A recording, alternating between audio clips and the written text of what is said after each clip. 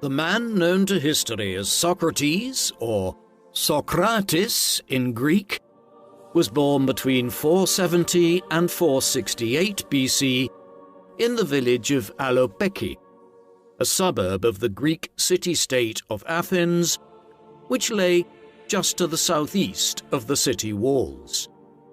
Despite the fact that he is one of the undisputed intellectual fathers of Western civilization and one of the most consequential philosophers and thinkers in history, scholars actually know shockingly few biographical details about Socrates for certain.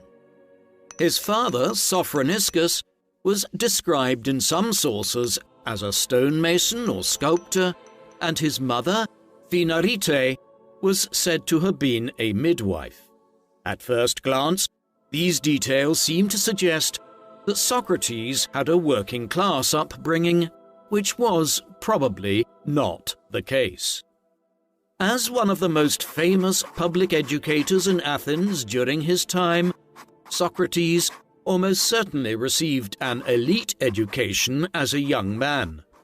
Furthermore, his close friends and colleagues were some of Athens' wealthiest, most prominent, and most influential citizens, something that sounds particularly unlikely for the son of a low-status working-class family, even at the dawn of Athenian democracy. This set of suppositions is just one example of the primary means by which modern scholars have attempted to construct a biography of the historical Socrates.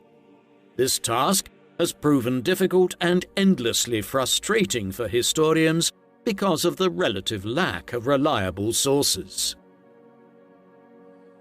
A major barrier to our understanding of Socrates is that he left behind no writings of his own. All we know of him is what other ancient scholars and chroniclers wrote about him. Some of these sources are considered more reliable than others, although virtually none of them can be considered conclusively authoritative by modern standards for various reasons. A majority of historians tend to treat with greater acceptance the biographical details about Socrates which appear in the dialogues written by Plato and Xenophon, because both of these writers were pupils and friends of Socrates himself. Memories of Socrates would have still been relatively fresh for the people of Athens when dialogues like Plato's Apology and Crito or Xenophon's Memorabilia were first published, roughly 10 to 20 years after his death. It stands to reason that if the biographical accounts of Plato and Xenophon had diverged dramatically from what Athenians remembered of Socrates' conduct, his teachings, or his trial and execution, rebuttals likely would have appeared in the literary and historical record. Plato and Xenophon, therefore, may more accurately represent the historical Socrates than other sources, most of which were written many more decades or even centuries after Socrates died by ancient scholars such as Aristotle, Diogenes Laertius, and Plutarch. All this being said, there is still reason to read the dialogues of Plato and Xenophon with a certain amount of skepticism regarding just how accurately they may have depicted or quoted Socrates. Both writers would have been subject to bias because he was their beloved teacher and mentor, and indeed, their reverence for Socrates' wit and wisdom is readily apparent in these texts. However, it is also possible that these authors may have shaped the words and actions of Socrates for their own rhetorical or literary purposes. This is not to say that either Plato or Xenophon or any other ancient writer, historian or chronicler might have done so with malicious or particularly fraudulent intent. some historians have noted that it was common in the literature of the ancient world to pay tribute to important people, either by crediting them with heroic acts or admirable ideas, or even by writing something in their name. Some writers might even have put their own words into the mouths of more famous, respected, or beloved figures in order to lend legitimacy to their own theses and ideas, which many scholars believe both Plato and Xenophon did in some of their dialogues about Socrates. With all these considerations in mind, attempting to reconstruct the historical Socrates might seem to some like an exercise in futility, since none of the extant sources can be considered reliable by modern standards. Yet, this certainly hasn't hindered historians from trying, and numerous writers and researchers throughout the last 2.5 millennia have continued, in spite of these challenges, to pursue a clearer picture of Socrates. Very little is known about his early life and adolescence, but historians have attempted to reconstruct a picture of it with the scant few details available in the Socratic canon, combined with our historical knowledge of the lives of boys and men in classical Athens. The village of Alopeki, where Socrates was born, was home to roughly 3,000 people, a little more than a third of whom were Athenian citizens. Only free-born Athenian men were eligible for citizenship.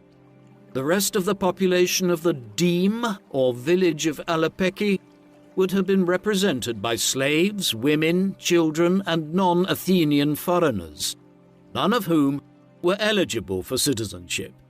The life experiences of Socrates that are known to us indicate that he himself was almost certainly an Athenian citizen. That he attained citizenship himself likely means that his father, Sophroniscus, was also an Athenian citizen. That said, Sophroniscus, as a skilled tradesman, probably did not come from a particularly affluent or aristocratic background. The relatively privileged youth that his son Socrates seems to have enjoyed, however, suggests that he had achieved some financial success in his profession and had achieved some social standing in his community.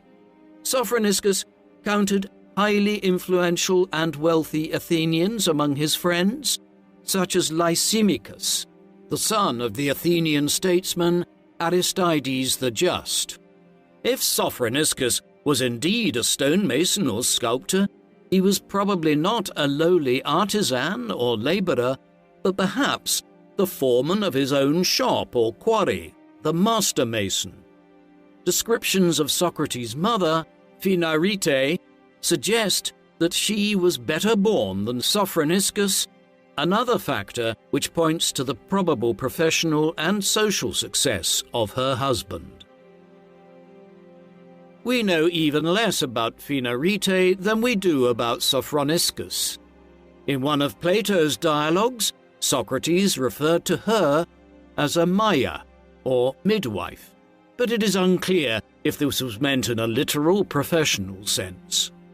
Some scholars wonder if Socrates was not speaking metaphorically and referring instead to a matronly or nurturing quality in his mother.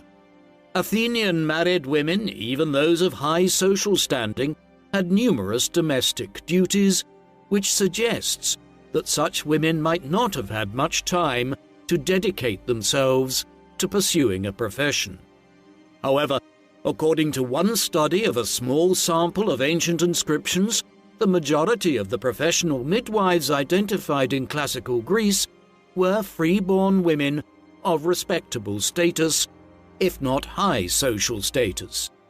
Such women even published medical texts and lectured publicly in their area of expertise, so it's possible that Phinarete might have been a legitimately practicing midwife at one point or another in her life. There was no such thing as organized public education in Athens in Socrates' day. He would have learned to read and write at home with a tutor, most likely an enslaved non-Athenian Greek or other foreigner taken captive in war. Almost all Athenian families of middle-class or upper-class status owned at least a few slaves, and some of these individuals were tasked with educating the family's children until the age of 12, teaching them primarily to read and write, and perhaps also to do basic arithmetic. The male children of freeborn and affluent Athenians during the 5th century BC seemed to enjoy a good deal of freedom and stimulation. While they were expected to be silent and docile in adult company, boys nonetheless often accompanied their fathers into public spaces and adult forums. Young Socrates likely attended theatrical productions, religious festivals, athletic contests, informal public debates, or even banquets at the homes of family friends with his father. Athenian culture also placed marked emphasis on physical health and leisure, and thus games, sport, and exercise would have been valued and were encouraged for boys of all ages. Athenian boys learned to swim and to wrestle.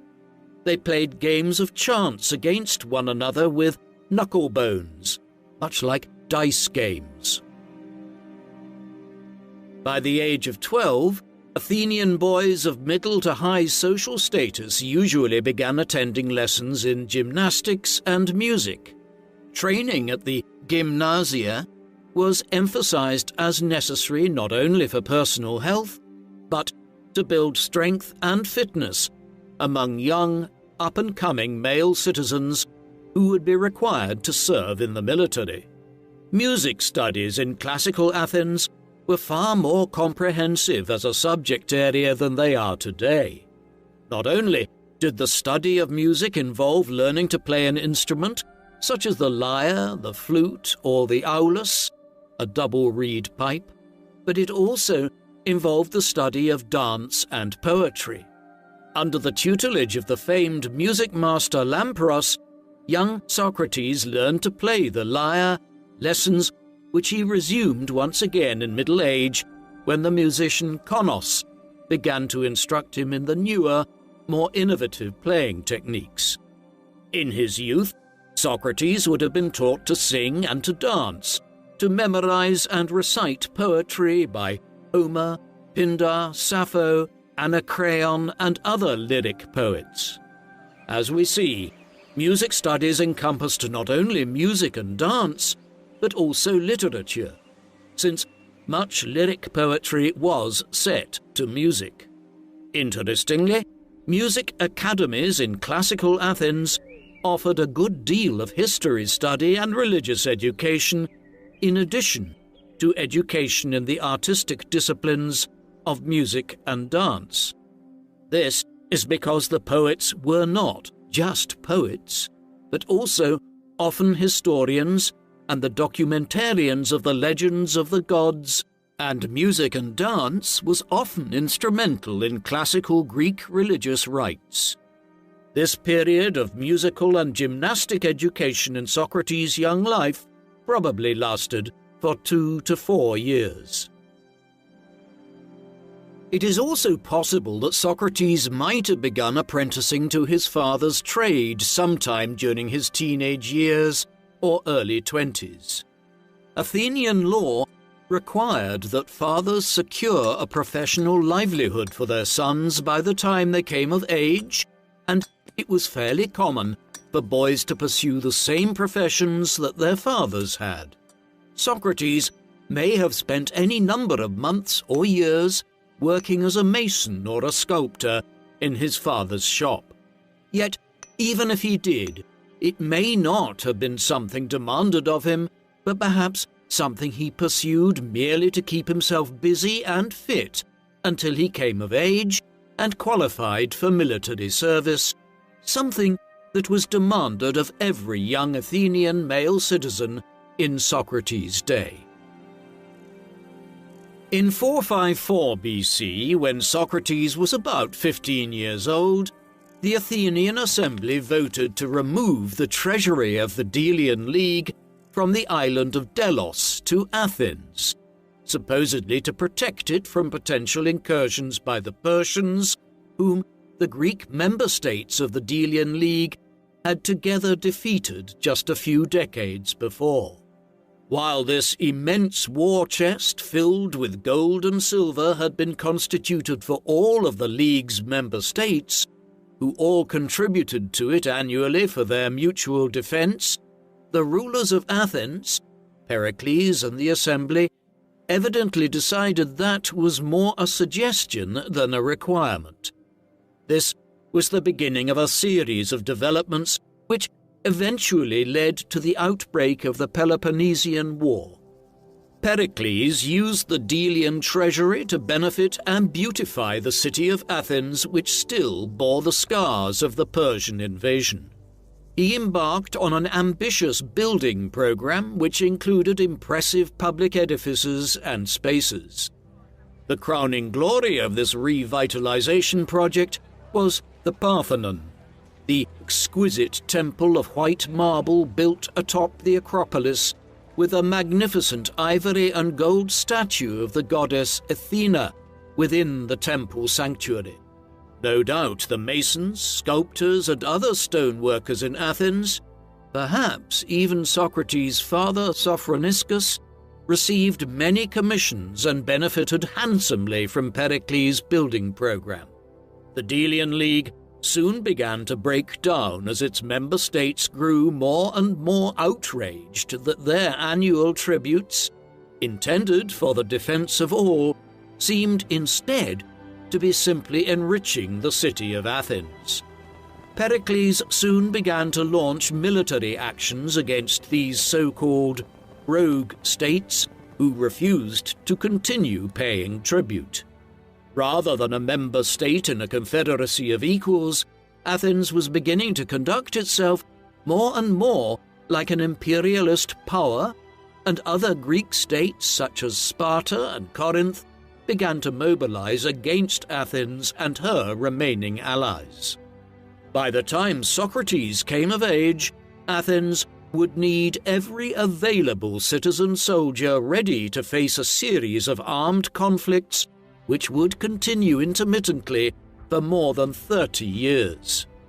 In the meantime, Socrates was still completing his education.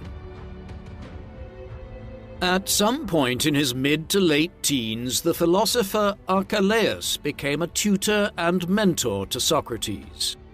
Archelaus was a student of the natural philosopher Anaxagoras, who was one of the first thinkers to attribute the workings of the cosmos to natural rather than divine phenomena. Having examined a fallen meteorite, Anaxagoras theorized that the sun was a fiery rock rather than the god Helios, as the Greeks believed. He further posited, correctly as it turned out, that moonlight was merely reflected sunlight. He similarly sought to explain phenomena such as volcanoes, earthquakes, and rainbows as likewise arising from natural processes rather than the divine wrath or benevolence of the gods. In his travel journal, a contemporary scholar, Ion of Chios, reported that in 451 BC, Socrates visited the island of Samos with his tutor Archelaus. It is likely that Archelaus wanted to introduce his young pupil to another one of his own teachers, fellow natural philosopher Melissus of Samos. This trip represents one of the few instances in Socrates' life when he was said to have left his home city-state of Athens and may have been comparable to a modern post-graduation tour. In Plato's Apology, Socrates speaks of the fascination he held in his youth for the study of the natural world. Although he eventually came to view the dawning field of natural science as less useful and less relevant to society than other philosophical pursuits and concerns, having mentors and teachers like Archelaus, doubtless helped awaken and foster in Socrates an empirical bent of mind which would prove crucial to the later development of his own philosophical framework. At the beginning of the Greek New Year, after Socrates reached the age of 18, he would have presented himself before the council of his deme, where he would have attained his citizenship and independence.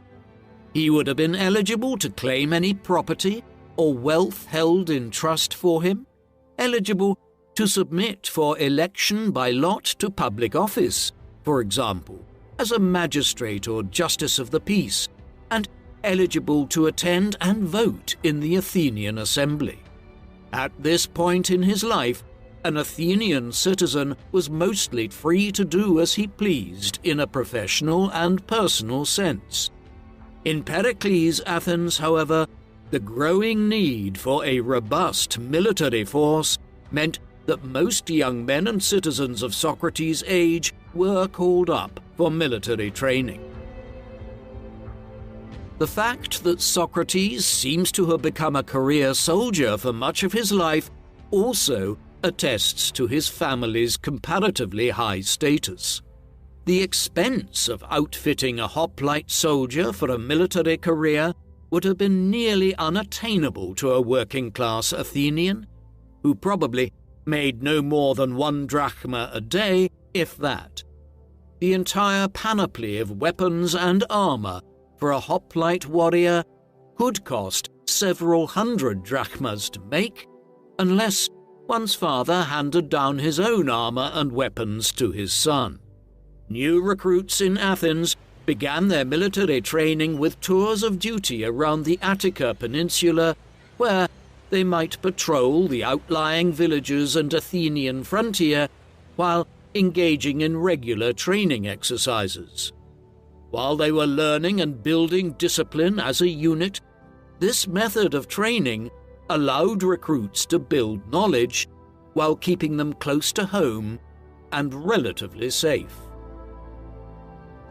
No sources report whether or not Socrates fought in the Battle of Coronea, which was the first major conflict of the Peloponnesian War.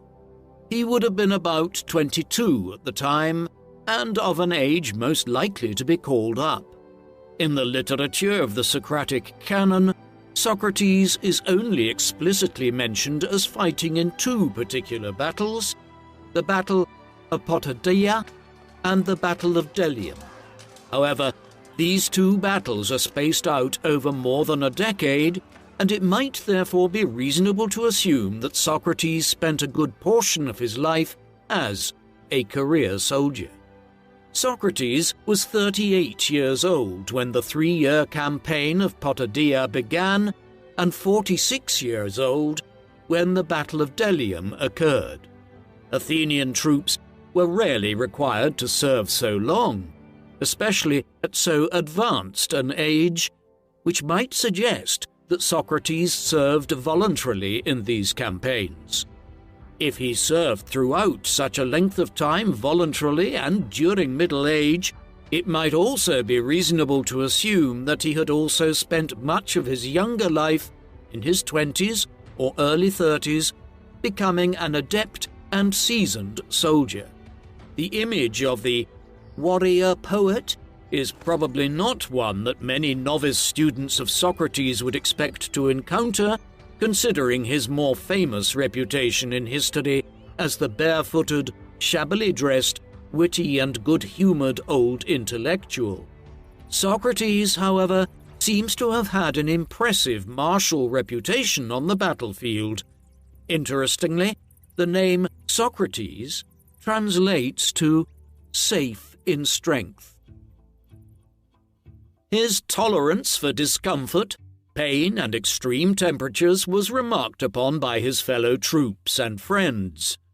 He was said to have marched barefoot and uncomplaining through ice and snow with little more than a light cloak to cover his armor and keep him warm. At the Battle of Potidaea, in 432 BC, he performed a daring rescue of his young protégé, Alcibiades, who had foolishly broken ranks and charged the battlefield in pursuit of the fleeing Corinthians. When Alcibiades impetuously charged forward, he did so alone, and the rest of his hoplite unit quickly closed up the gap their comrade had left, as they had been trained to do. Not one of his unit followed him forward. Breaking ranks in this fashion was ill-advised indeed, and could perhaps land a soldier in hot water with his superiors, for the shield of each soldier in the line helped guard the body of the man next to him, and enhanced the strength of the line itself against attack. Breaking ranks put one's fellow troops in real and immediate danger. When he saw his young friend fall before a reformed onslaught by the Corinthians, Socrates made the decision to break ranks himself. He rushed across the battlefield through the chaos of men hacking each other to bits before he reached Alcibiades. Carefully and gently, he bore the young man away along with his armor and fallen weapons off the battlefield to safety. Consistent with Socrates' reputation for eschewing ambitions for glory, fame, or preferment, Plato recorded that Socrates insisted that Alcibiades, not himself, should be decorated for bravery. One historian has posited that perhaps Socrates also avoided the adulation because he had, in fact, put his own unit in danger to save his young friend's life.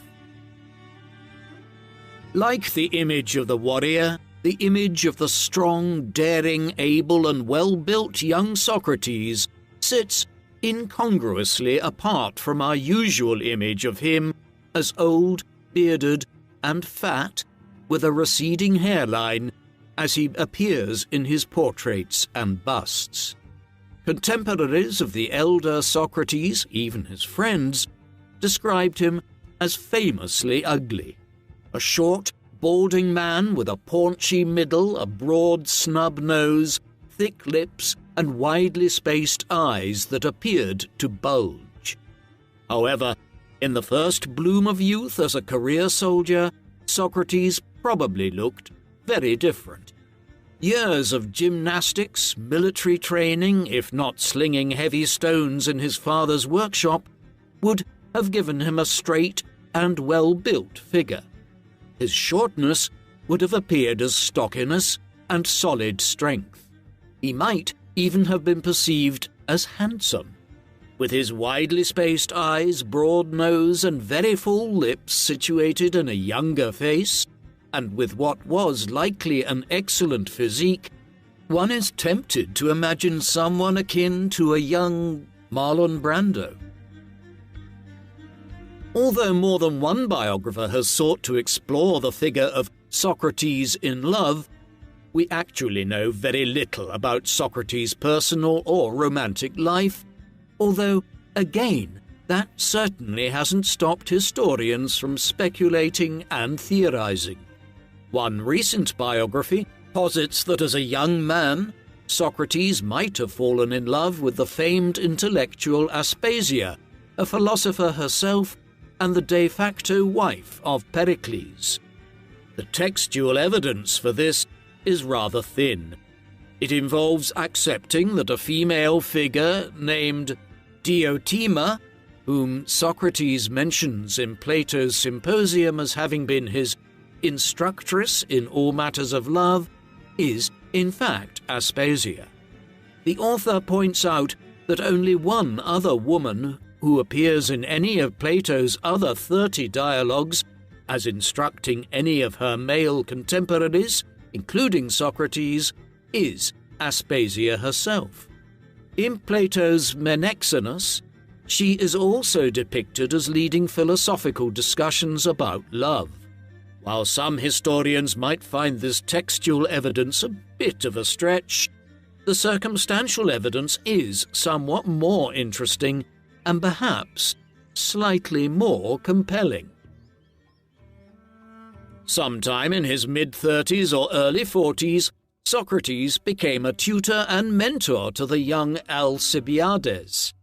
The young man he rescued from the battlefield in 432 BC was in fact the ward of Pericles himself, who had become Alcibiades' guardian upon the death of his friend Cleinias, the boy's father, years before. It is unclear whether Socrates took Alcibiades under his wing before or after the Battle of Potidaea, but Plato records that the two were posted together as tent mates and messmates throughout the campaign. Alcibiades was not only Pericles' ward, he was also a relation of Aspasia's by marriage.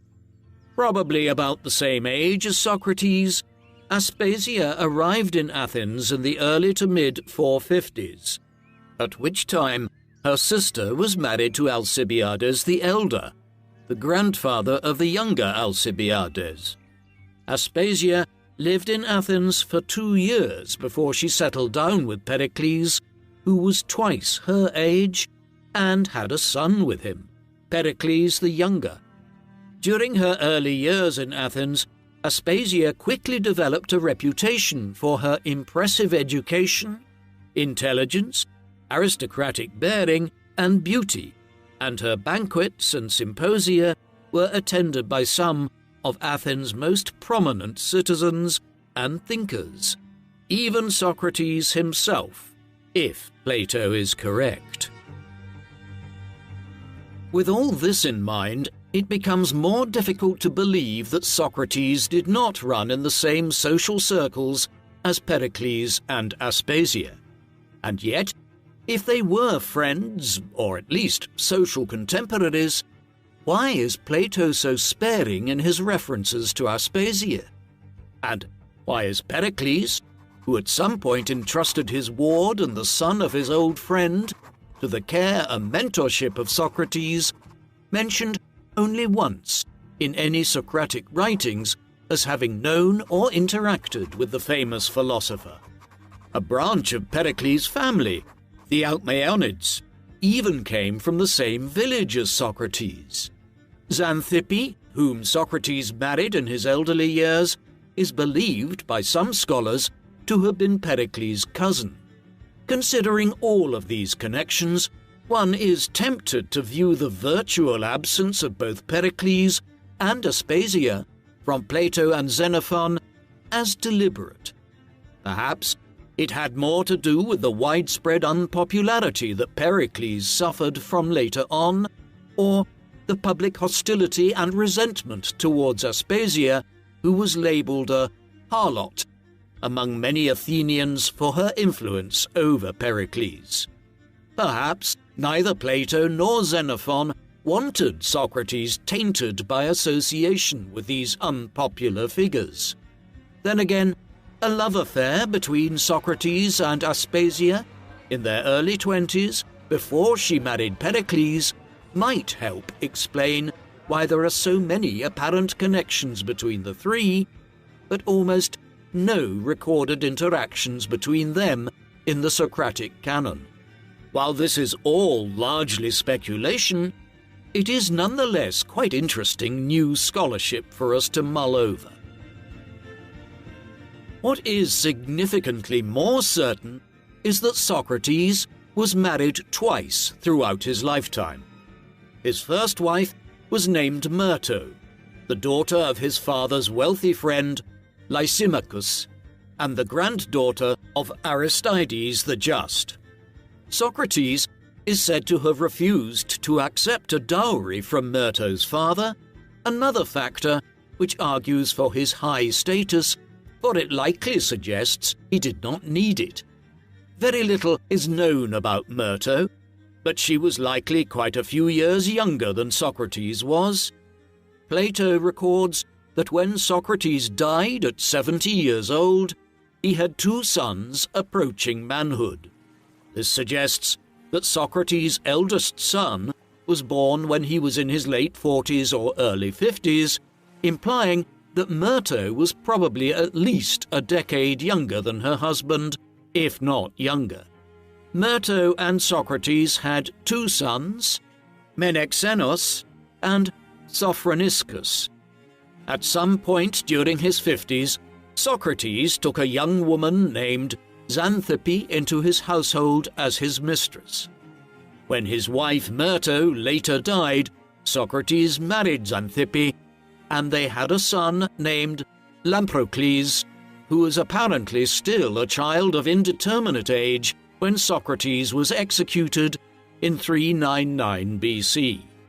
All of this being said, the details of Socrates' marriages are unclear, and different accounts suggest Socrates was married exclusively to Xanthippe. In between his military tours of duty and months or even years on campaign, Socrates pursued his ongoing study and development of philosophy in his beloved Athens. Socrates famously eschewed the pursuit of wealth and never accepted money from the students he taught.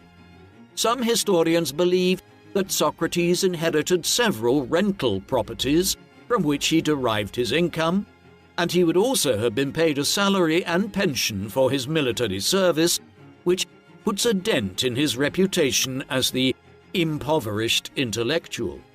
Still, the image of Socrates with which we are most familiar is the shabby, barefooted, genteel, friendly, and urbane sage about town who walked every day to the Athenian agora or public square to frequent the booksellers, converse with his friends, argue good-naturedly with acquaintances, or take the time to answer the questions of his pupils. Here, he would not only have kept abreast of all developments in the city, but he would also have become known to all Athens, from political elites, priests and shopkeepers, to artists, artisans, labourers, and his fellow citizens, young and old. Socrates regularly attended philosophical symposia at the homes of his wealthy friends, some of which are documented in the writings of Plato and Xenophon. These gatherings were essentially the ancient Greek equivalent of the 18th century French literary salon, in which aristocratic, educated, intellectually accomplished, and avant-garde members of society met to undertake serious examination and discussion of a particular point of philosophical inquiry, as well as to dine and drink together. Throughout his career as, quite literally, a public intellectual, known to all citizens of Athens, and willing to engage in dialogue with all, Socrates developed a body of beliefs and a method of inquiry which became part of the very bedrock of modern Western civilization. By the time he reached adulthood, Socrates was disillusioned by the natural philosophy that had so fascinated him as a younger man. The fields of physics and natural science were in their very infancy at the time, and the few questions they could claim to answer did not seem to hold much practical or social utility. What was the point, he wondered, of understanding the inner workings of the natural world if they could not answer the universal why of human existence? Instead, he turned his mind towards epistemological and moral philosophy, two areas of inquiry that he believed were far more consequential to human improvement, happiness, and social cohesion. Epistemology is the study of the nature and origin of knowledge, of which Socrates is one of the principal pioneers. What is knowledge? Socrates wondered. How is it gained? How do we know that the knowledge we possess is true? For Socrates, knowledge, and an understanding of it, was essential for the attainment of virtue, which in turn he believed was essential for individual human happiness and broader social harmony.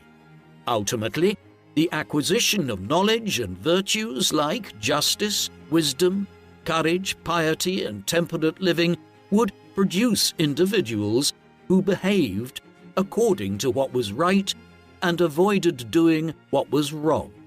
People who lived their lives in a morally incorrect way were invariably wretched and miserable, Socrates believed, while those who lived their lives according to moral and ethical standards were invariably happy. For Socrates, the continuous search for self-knowledge was paramount. The unexamined life, he is famously believed to have remarked, is not worth living. Alongside self-knowledge, Socrates believed that moral improvement and the cultivation of the soul were equally important goals for all people as individuals and as members of their communities.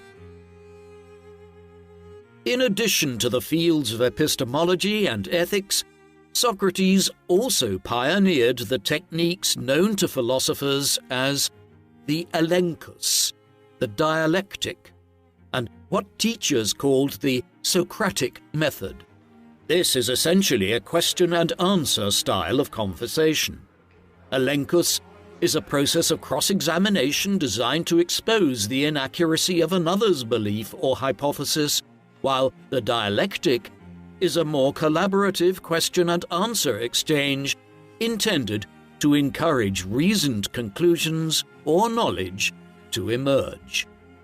The dialectic approach is akin to what Socrates pursued during symposia and what teachers who today embrace the Socratic method do in their own classrooms when they use a guided question and answer approach to help the class reach conclusions as a group. According to Socrates himself, it may have been the use of his elenchus technique that caused significant dislike of him to grow among his fellow Athenians. After all, few of us find it easy to like people who seem determined to show us that we're not as smart as we think we are. While defending himself at his own trial in Plato's Apology, Socrates narrated a series of events which, when they occurred, could not have failed to spark public resentment against him for what was probably perceived as self-aggrandizement. This episode he describes also appears in Xenophon's Memorabilia, albeit with slight embellishments. So the story goes, a friend of Socrates and fellow philosopher by the name of Chaerephon visited the oracle at Delphi and asked of her, "Who is wiser than Socrates?" To the surprise and perplexity of both men, the oracle replied, "No one is wiser than Socrates." This response utterly perplexed Socrates, whose first instinct was to reject the notion that he might be the wisest of all men. In Xenophon's version, Socrates was present when the oracle made her famous pronouncement, and he was said to have dwelt long and thoughtfully upon the inscription etched above the entrance to Apollo's temple, "Know thyself." This experience, Socrates said, spurred him to investigate the oracle's claim as thoroughly as he could, believing that he would eventually prove her wrong. He described approaching and conversing with many of his fellow Athenians, beginning with those generally considered to be the most knowledgeable and accomplished in the city, such as politicians and scholars. He observed, however, that all of those whom others believed to be the most wise, and who believed themselves to be so, were invariably unable to conclusively defend their claims to superior knowledge.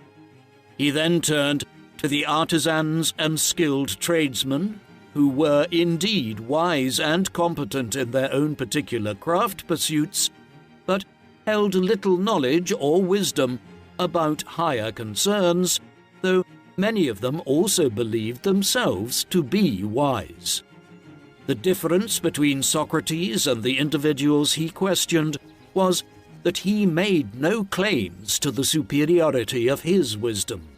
"As for me, all I know is that I know nothing," he famously remarked.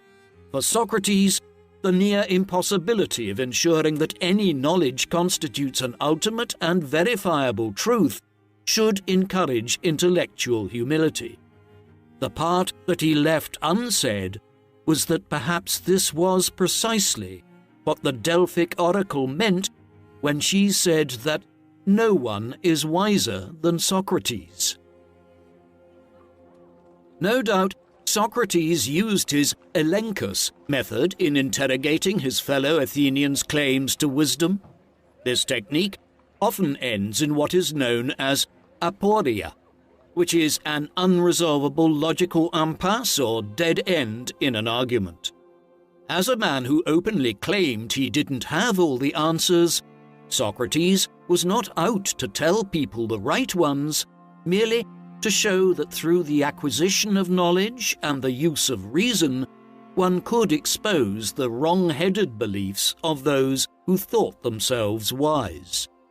His ultimate lesson was to question everything, even supposedly settled knowledge, and to be aware that no matter how impressive one's intellectual attainments might be, one always finds oneself once again on the frontier of knowledge. Unfortunately, but quite predictably, many of his fellow Athenians took offense at his deconstruction of their beliefs and claims to wisdom, and Socrates' reduction of their arguments to a state of aporia surely made him many enemies, some of which would eventually put him on trial for his life. The reputation and fame that Socrates attained during his life in Athens is apparent in the works of not only scholars, but artists too. He was caricatured in the works of Athenian playwrights, most notably by Aristophanes in his comedy The Clouds, which premiered in Athens in 423 BC. This play lampooned Socrates as a skinny, half-mad, stringy-haired ascetic with absurdly high-flown ideas about the nature and workings of the heavens and the earth. His character was depicted floating above the stage in a basket, suspended by ropes and pulleys, in which the old philosopher's own flatulence appeared to propel him here and there. In some respects, we must admit that comedy hasn't changed much in more than 2,000 years. Socrates' discussion and description of Aristophanes' play in Plato's Apology suggests that Socrates might have seen the comedy himself when it was performed in Athens. Aristophanes and Socrates were at least friendly acquaintances, if not friends, if the text in Plato's Symposium is to be believed. This text, and many others which Plato wrote, illustrate that Socrates had a playful, easy-going nature and a great sense of humor. Socrates may have even thought that Aristophanes' play was quite funny at the time. Sadly, the attributions made to him in such public forums, that he claimed superior knowledge of the heavens and the earth, would come back to bite him later on. Several more public marks against Socrates' reputation appeared over the next 15 years. Throughout this period, 2 of his former pupils were involved in political and military developments considered both reprehensible and treasonous by many Athenians, beginning with Socrates' beloved young pupil and friend, Alcibiades. Elected general at just 30 years old, the handsome, dashing and boastful Alcibiades convinced the Athenian assembly to undertake and give him command of the Sicilian campaign of 415 to 413 BC. He persuaded them to commission hundreds of ships, the deployment of 10,000 hoplite soldiers and 30,000 naval men. It was by far the largest and most expensive force Athens had ever assembled. The day after it launched, political foes of Alcibiades levelled charges against him for profaning the mysteries. He was accused of vandalizing numerous shrines to the god Hermes and for making light of the gods in public at a masquerade. The Athenian authorities sent troops to Sicily to arrest Alcibiades, who then escaped and defected to the side of the Spartans. Alcibiades' betrayal brought significant intelligence advantages to the Spartans and utter disaster to the Sicilian campaign, resulting in the biggest military loss in troops and ships in Athenian history up until that point. This was a financial disaster which many Athenians blamed for the weakening of their military strength at a particularly crucial juncture of the Peloponnesian War. Athens was defeated in 404 BC, at which time the Spartans installed an oppressive oligarchic council to rule the formerly democratic Athens. This body became known as the 30 Tyrants, who ruled over Athens until 403 BC, when they were overthrown by pro-democracy Athenians and the previous regime was restored. Prominent among the 30 tyrants was a man called Critias, another former pupil of Socrates. When he and the rest of the Spartan junta were finally removed from power, pro-democracy Athenians remembered the old association between the old know-it-all philosopher and his authoritarian pupil. The anger against the two young men who many viewed as arch-traitors to Athens made Socrates seem guilty by association rather than by any action of his own.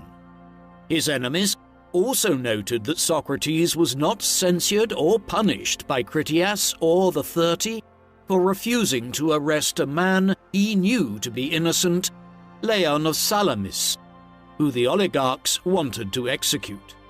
This is the only instance in which Socrates was known to serve in public office.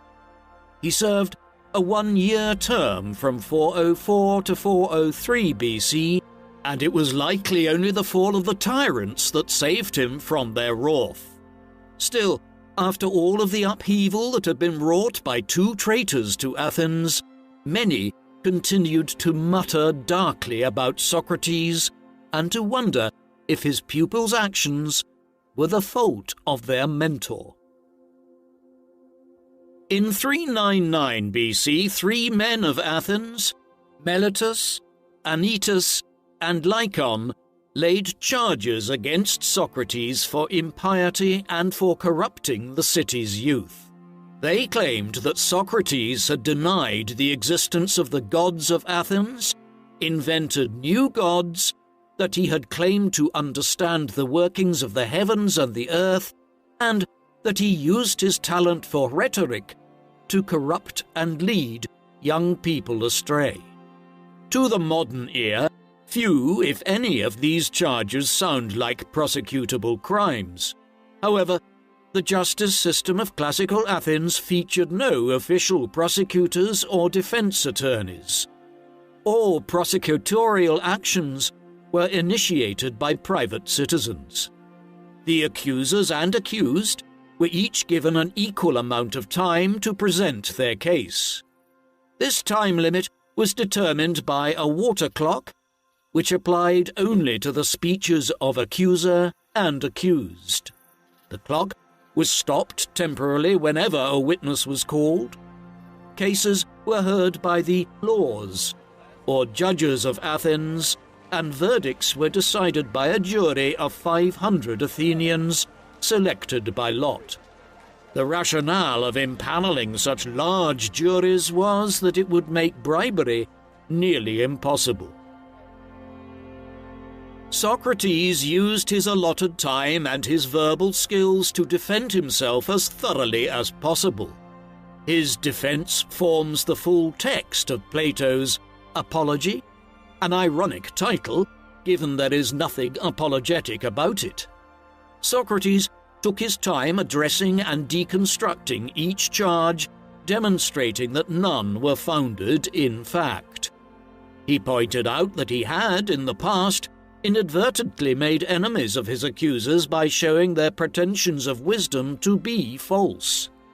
Incensed, his accusers now levelled charges at him which were based on unfounded rumours, suppositions, and public propaganda which had been spoken about Socrates at various times over the years. The jury found Socrates guilty nonetheless by a slim margin of just 30 votes. When his time came to be sentenced, his accusers demanded the death penalty. Athenian justice provided that a defendant who was found guilty might propose their own punishment, which a jury might accept since it showed remorse and an attempt at restitution. It was also a chance for a jury to use their judgment as to whether the harsher punishment often demanded by accusers was merited. Socrates seems to have shot himself in the foot, so to speak, at this stage of the trial, but his reasoning was clear. Since, he said, he was not guilty of the crimes of which he was accused, to volunteer himself to be punished would be to concede that he had done something wrong, which he had not. He had dedicated his life to the cultivation and improvement of his beloved city, giving freely of his knowledge and instruction to anyone who sought it, for which he never charged any fees. His shabby clothes, bare feet, and temperate habits could clearly testify to his poverty, as he described it, which he gladly endured, since he viewed all ambitions for wealth and glory as leading to unhappiness and corruption. In fact, Socrates asserted, instead of being punished, he ought to be rewarded, and requested that the city of Athens offer him free meals for life, as public benefactors and victorious Olympians received.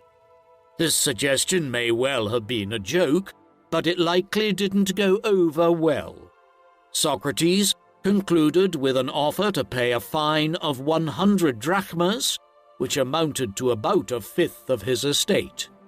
If this were unacceptable, he said, 4 friends of his who were present at the trial, Plato himself, Crito, and his son Critobulus and Apollodorus, were prepared to pay a fine of 3,000 drachmas on Socrates' behalf. The jury sentenced Socrates to death, strangely by a larger margin than the verdict that had convicted him. When asked if he had anything to say, Socrates spoke directly to the jury. To those who had seen the justice in his defense, he offered thanks and praise for their civic and judicial integrity. Those who had condemned him, he stated, had ultimately condemned themselves in the eyes of history, and he prophesied that men would always speak of their actions as deliberately dishonorable. Still, as a loyal Athenian committed to the rule of law, he accepted the verdict and his sentence. Socrates spent about a month in jail prior to his execution, which was a rare occurrence indeed, since sentences were normally carried out within a day or two. However, the day before Socrates' trial, the annual religious pilgrimage to the island of Delos began. The pilgrimage commemorated Theseus's defeat of the Minotaur.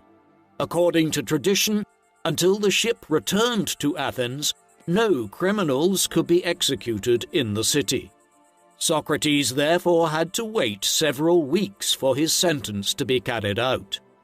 This was a luxury that few condemned people in the ancient world enjoyed.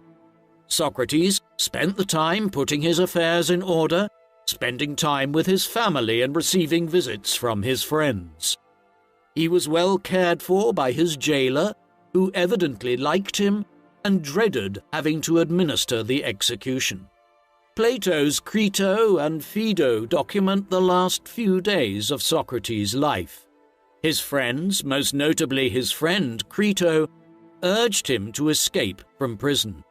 He had clearly been unjustly condemned, Crito and others argued. Even his jailer had offered to let him escape, but Socrates refused to do so. He had lived in Athens all his life, he said. It had given him a life he had valued enough to remain there and to raise his children there. In doing so, he had tacitly agreed to accept the laws and the judgments of Athenian institutions. Despite the fact that justice had failed him, that was no reason to become a lawbreaker himself, by which means he would forfeit all of his integrity and endanger his soul. For Socrates, two wrongs did not make a right. On his last day, Socrates spent some private time with his sons and his wife Xanthippe. He sent them away as the day wore on, to spare them from having to witness his execution, which was to take place at sunset. He spent his remaining hours on earth conversing with his friends on the nature of life and death, his beliefs about the immortality of the soul, and his conviction that death is not the end. He comforted them when some of them began to cry as sunset approached.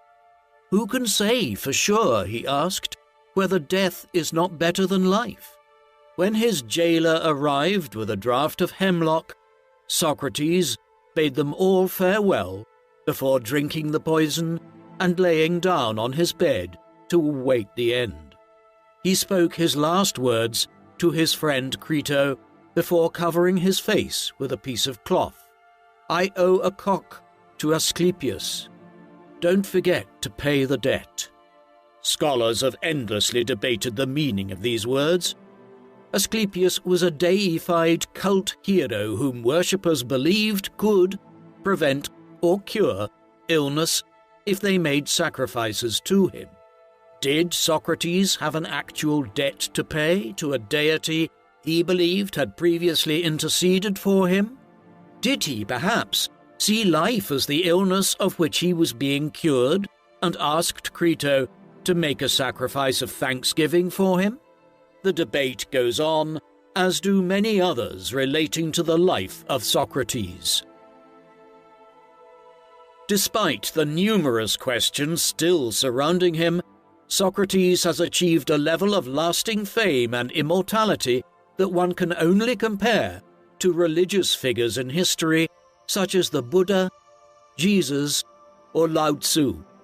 All four of them were teachers, all placed marked emphasis on self-knowledge and the cultivation of the soul for moral improvement, but alone among them, Socrates was never deified.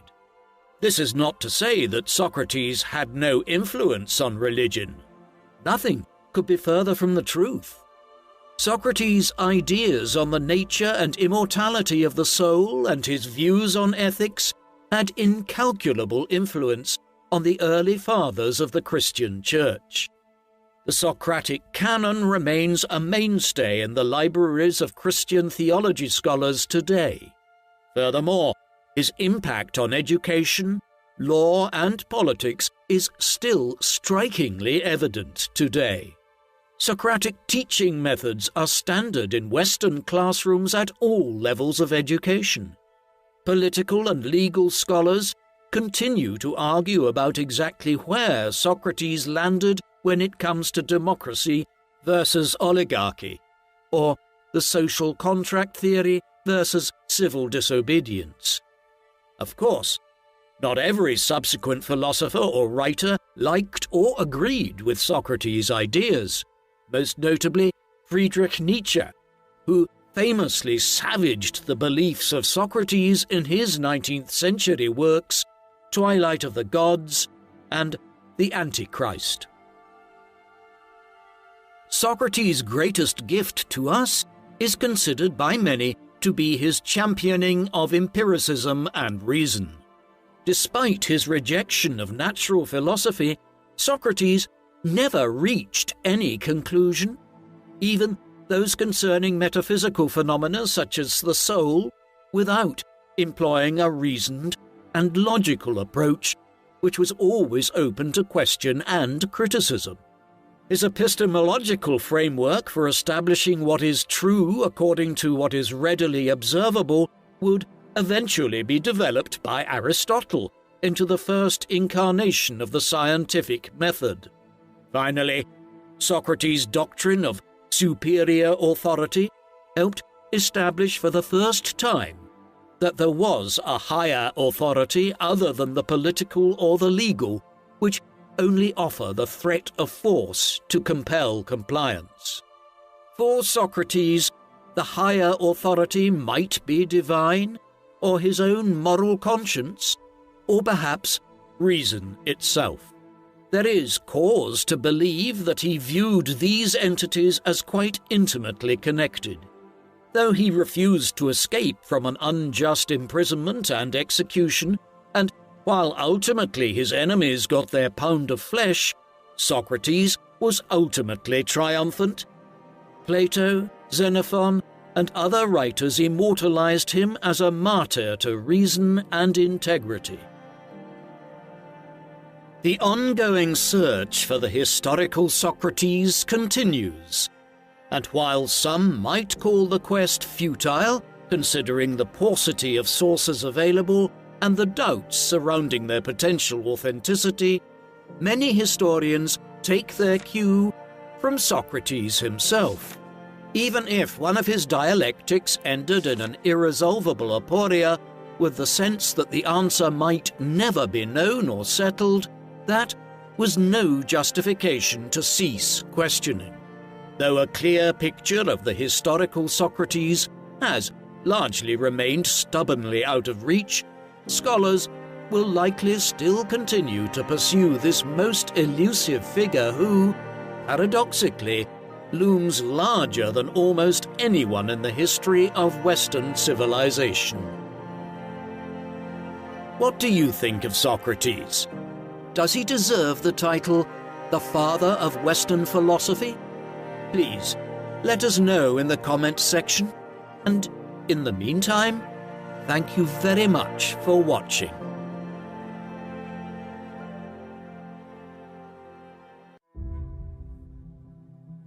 The man known to history as Friedrich Wilhelm Nietzsche was born on the 15th of October 1844 in the village of Röhrken, near the town of Lützen, in what was then the Kingdom of Prussia. He was named after King Friedrich Wilhelm IV of Prussia, on whose birthday he was born. Friedrich's father was Ludwig Nietzsche, a 31-year-old Lutheran priest at the local church. After receiving his religious training at the University of Halle, Ludwig had spent 7 years working as a private tutor to the 3 daughters of Duke Joseph of Saxe-Altenburg, a minor prince and a veteran of the Napoleonic Wars. In 1842, soon after taking up his post at Röhrken, Ludwig met 17-year-old Franziska Oehler. The pair were married the following October, on Ludwig's 30th birthday. The daughter of the priest of the nearby parish of Porbels, Franziska was 19 years old when she gave birth to Friedrich. The couple had 2 further children, a daughter in 1846 named Elisabeth, and a son 2 years later that they named Ludwig Joseph. Nietzsche's recollections of his earliest years were dominated by his father, who was a well-respected member of their community. Living in a scholarly house, little Friedrich enjoyed playing with the books that were proudly displayed in his father's study. This idyllic existence would soon be disrupted by the revolutions of 1848, which swept across the European continent that spring and summer. The conservative Nietzsches were horrified when the King of Prussia was forced to acquiesce to many of the demands of the Prussian revolutionaries. Yet there were more personal problems soon facing the family. A few months later, Friedrich's father began suffering from a series of seizures, which doctors could not explain, and he died in July 1849. A few months later, in January 1850, Friedrich's younger brother Ludwig Joseph also died, a few weeks short of his 2nd birthday. After the death of his father and youngest brother, Friedrich moved with his family to the town of Naumburg, where his parental grandmother, Erdmutter, and 2 aunts lived. The young 5-year-old Friedrich, nicknamed Fritz, initially struggled to adjust to the more urban life in Naumburg. In 1851, he began to receive lessons from a priest in training named Weber, and soon became close friends with 2 classmates, Wilhelm Pinder, who lived with his family in one of the town's most prestigious houses, and the latter's cousin, Gustav Krug, the son of a prominent local official and accomplished musician. In October 1854, 10-year-old Fritz and his friends were admitted to the Cathedral High School. 2 years later, the Nietzsches moved into a larger house. With a new piano at his disposal, Fritz received lessons from a local choir master and proved a talented musician. In October 1857, not long after his 13th birthday, Friedrich began to suffer from serious headaches. His mother took him out of school until he recovered his health. By the time he returned to school in early 1858, he had written 2 short plays. His literary output continued later in the year on a visit to his maternal relations at Pöbels, where he wrote a brief autobiographical account of his young life, including idyllic reminiscences of his father's house at Röken. Commenting on the music he heard in his father's church, the 13-year-old Nietzsche defended the classical tradition of Mozart, Haydn, and Beethoven, which leads our thoughts to higher things, while describing the music of contemporary romantic composers such as Liszt and Berlioz as decadent and of limited value from a cultural perspective, as it was being used, quote, solely for enjoyment or to make a public exhibition of itself. Although he would spend his adult life challenging such moral prejudices, the teenage Nietzsche was already displaying the literary talent that would make him a profound writer, critic, and thinker. In September 1858, not long after Nietzsche returned to Naumburg, he received a scholarship to study at the prestigious Pforta boarding school west of Naumburg. The curriculum here was typical of the 19th century and focused on the study of classical languages, including Latin, Greek, and Hebrew. While the school timetable provided for 10 hours of studying each day, Nietzsche adapted quickly and was consoled by the proximity to Naumburg, which enabled him to meet his family regularly. However, he regretted being separated from his friends, Wilhelm and Gustav, both of whom continued their studies in the town. After a memorable visit to the university town of Jena during his summer break in July 1859, Nietzsche returned to Pforta in August and finished top of the class in his exams. However, the year was marred by the death of his 72-year-old grandfather, David Uerler, which forced his maternal relatives to move away from Pöbels. In the summer of 1860, Nietzsche, Wilhelm Pinder, and Gustav Krug formed a 3-man literary society called Germania, agreeing to meet regularly and discuss their respective musical and literary outputs. As part of this pursuit, Nietzsche began writing a Christmas oratorio.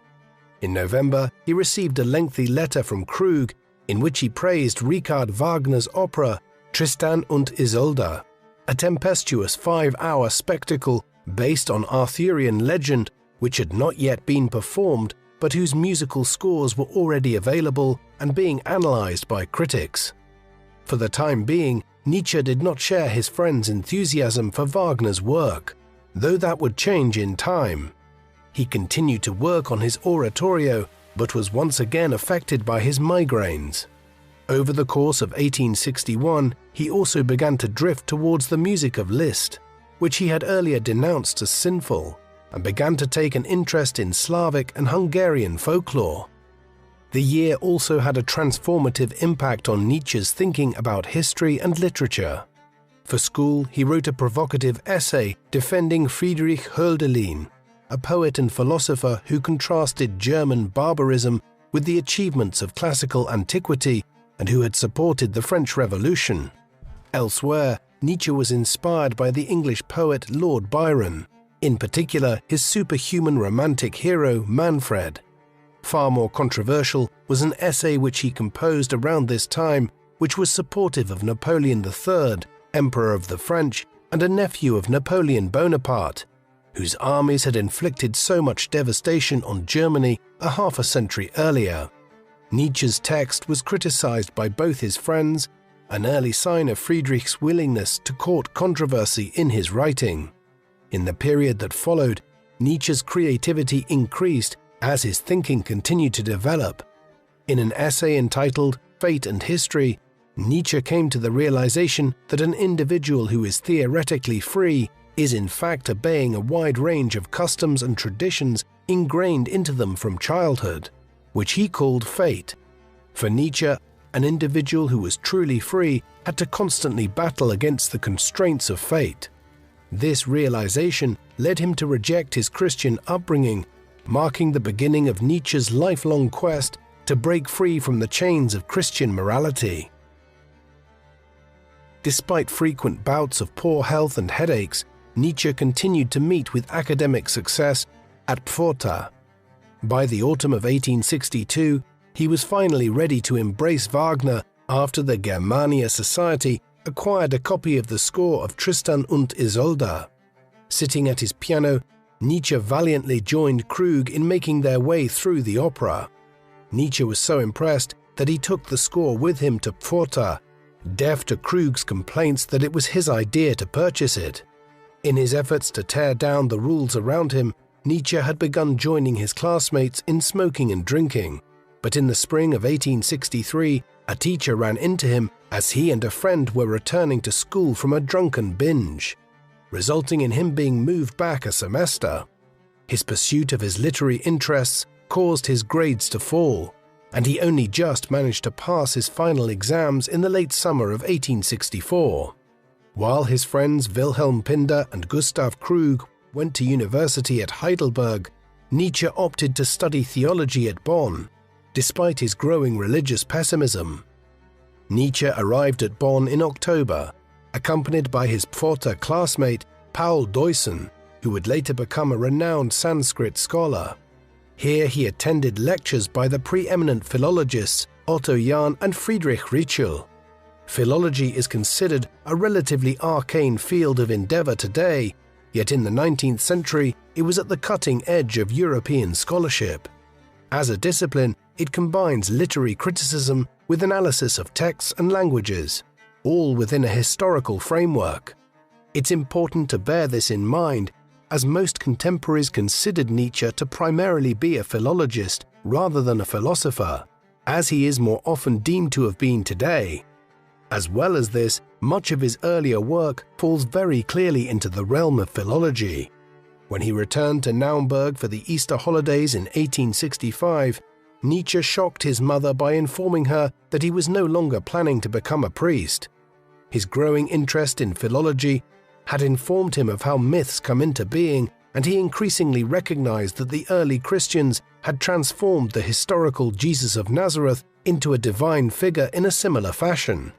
Supporting his arguments with a copy of David Strauss's Life of Jesus, and which attributed the Gospels in the Bible to early Christians several decades after Jesus' death, Nietzsche stubbornly resisted his family's efforts to convince him to return to theology. When he returned to Bonn, he formally transferred to the Faculty of Philology. Nietzsche soon decided that Bonn was not for him, and opted to transfer to the University of Leipzig in his native Saxony. Aside from financial considerations, Nietzsche had decided to follow Friedrich Ritschl, who had recently been recruited by Leipzig. Soon after his arrival at Leipzig in October 1865, the 21-year-old Nietzsche discovered the work of the philosopher Arthur Schopenhauer, who would become the greatest influence on his thinking. In his book, The World as Will and Representation, Schopenhauer built on the work of his great predecessor, Immanuel Kant, by arguing that the empirical world is only a representation constructed from sensual perceptions, while the true world is defined by an unknowable will that exists among all living beings. In his efforts to understand this enigmatic force, Schopenhauer anticipated Darwin by recognizing that nature is a struggle for survival.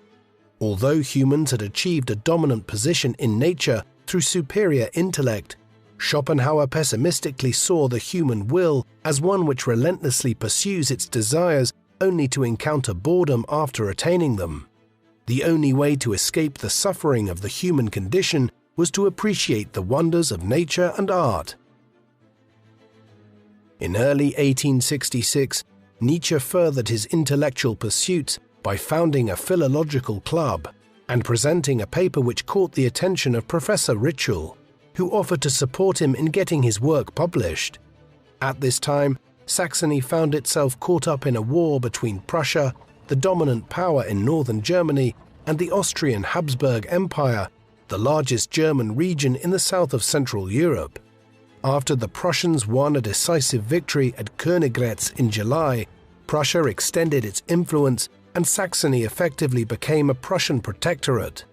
Notwithstanding his academic success, in September 1867, Nietzsche was swept up in the German patriotic fervor and enlisted in an artillery regiment. In March 1868, he was badly injured after falling from his horse. He took advantage of his recovery to work on his academic contributions. Shortly before entering military service, he had written a prize-winning essay on the 3rd century AD Greek historian and biographer of the ancient philosophers, Diogenes Laertius. Laertius is our foremost source for the details of the lives of many of the ancient world's most important philosophers. Men such as Zeno of Citium, the founder of the school of philosophy known as Stoicism. Nietzsche's essay on Laertius was subsequently published in a prestigious journal edited by Ritschl, who would accept 2 more of Nietzsche's contributions in 1868. At just 24 years of age, Nietzsche was firmly on the path to academic stardom when he returned to Leipzig in October 1868, after his military service. Following an introduction from a friend, on the 8th of November, Nietzsche was invited to a private gathering to meet one of his idols, Richard Wagner. After Wagner entertained his small audience by playing extracts from his operas, he and Nietzsche talked about philosophy, and the latter was delighted to hear that his favorite composer was also an enthusiastic admirer of Schopenhauer. At the end of the meeting, Wagner invited Nietzsche to visit him at his home in Lucerne in Switzerland to continue their discussions. As chance would have it, not long afterwards, Nietzsche received an astonishing offer to take up a professorship in classical philology at the University of Basel in Switzerland. Motivated by the salary of 3,000 Swiss francs a year, Nietzsche left for the Alpine country in March 1869 to take on a professorship without even having completed his university degree. Clearly, his early published work had convinced his new departmental colleagues in Basel that the young man was worth hiring, degree or no degree. While he struggled with being away from friends and family in Germany, Nietzsche did make frequent trips to Wagner's villa at Tribschen on the shores of Lake Lucerne after arriving in Switzerland. There he cultivated good relations with Wagner's mistress and future wife, Cosima von Bülow, the daughter of Franz Liszt, whom he would later praise as the model for womanhood.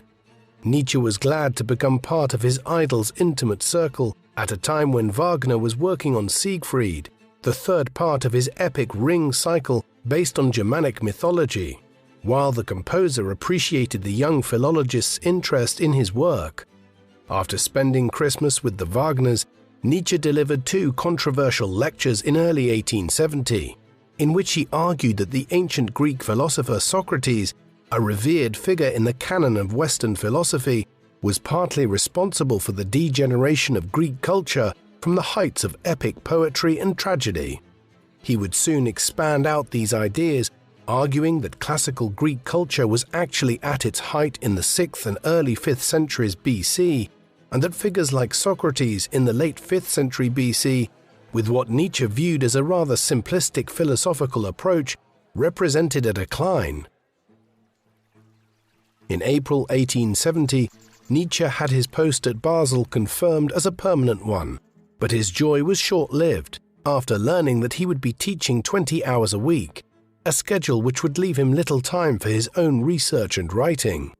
He received a further shock a few weeks later when Wagner informed his close friends that he was intending to move away from Tribschen, his own opera theatre at Bayreuth in Bavaria, under the patronage of his admirer, King Ludwig II, where he hoped to stage his ring cycle with musicians trained under his direction.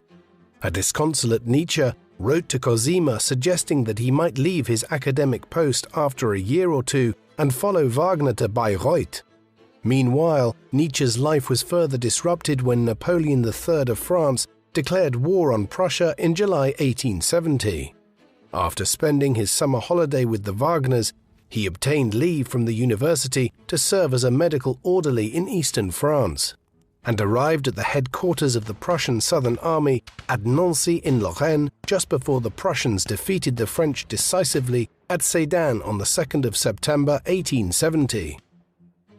Although the Franco-Prussian War was a short one and soon ended in January 1871 with the unification of the German Empire under Prussian domination, a move orchestrated by the Prussian Chancellor Otto von Bismarck, Nietzsche's views on it evolved in the few short months of the conflict.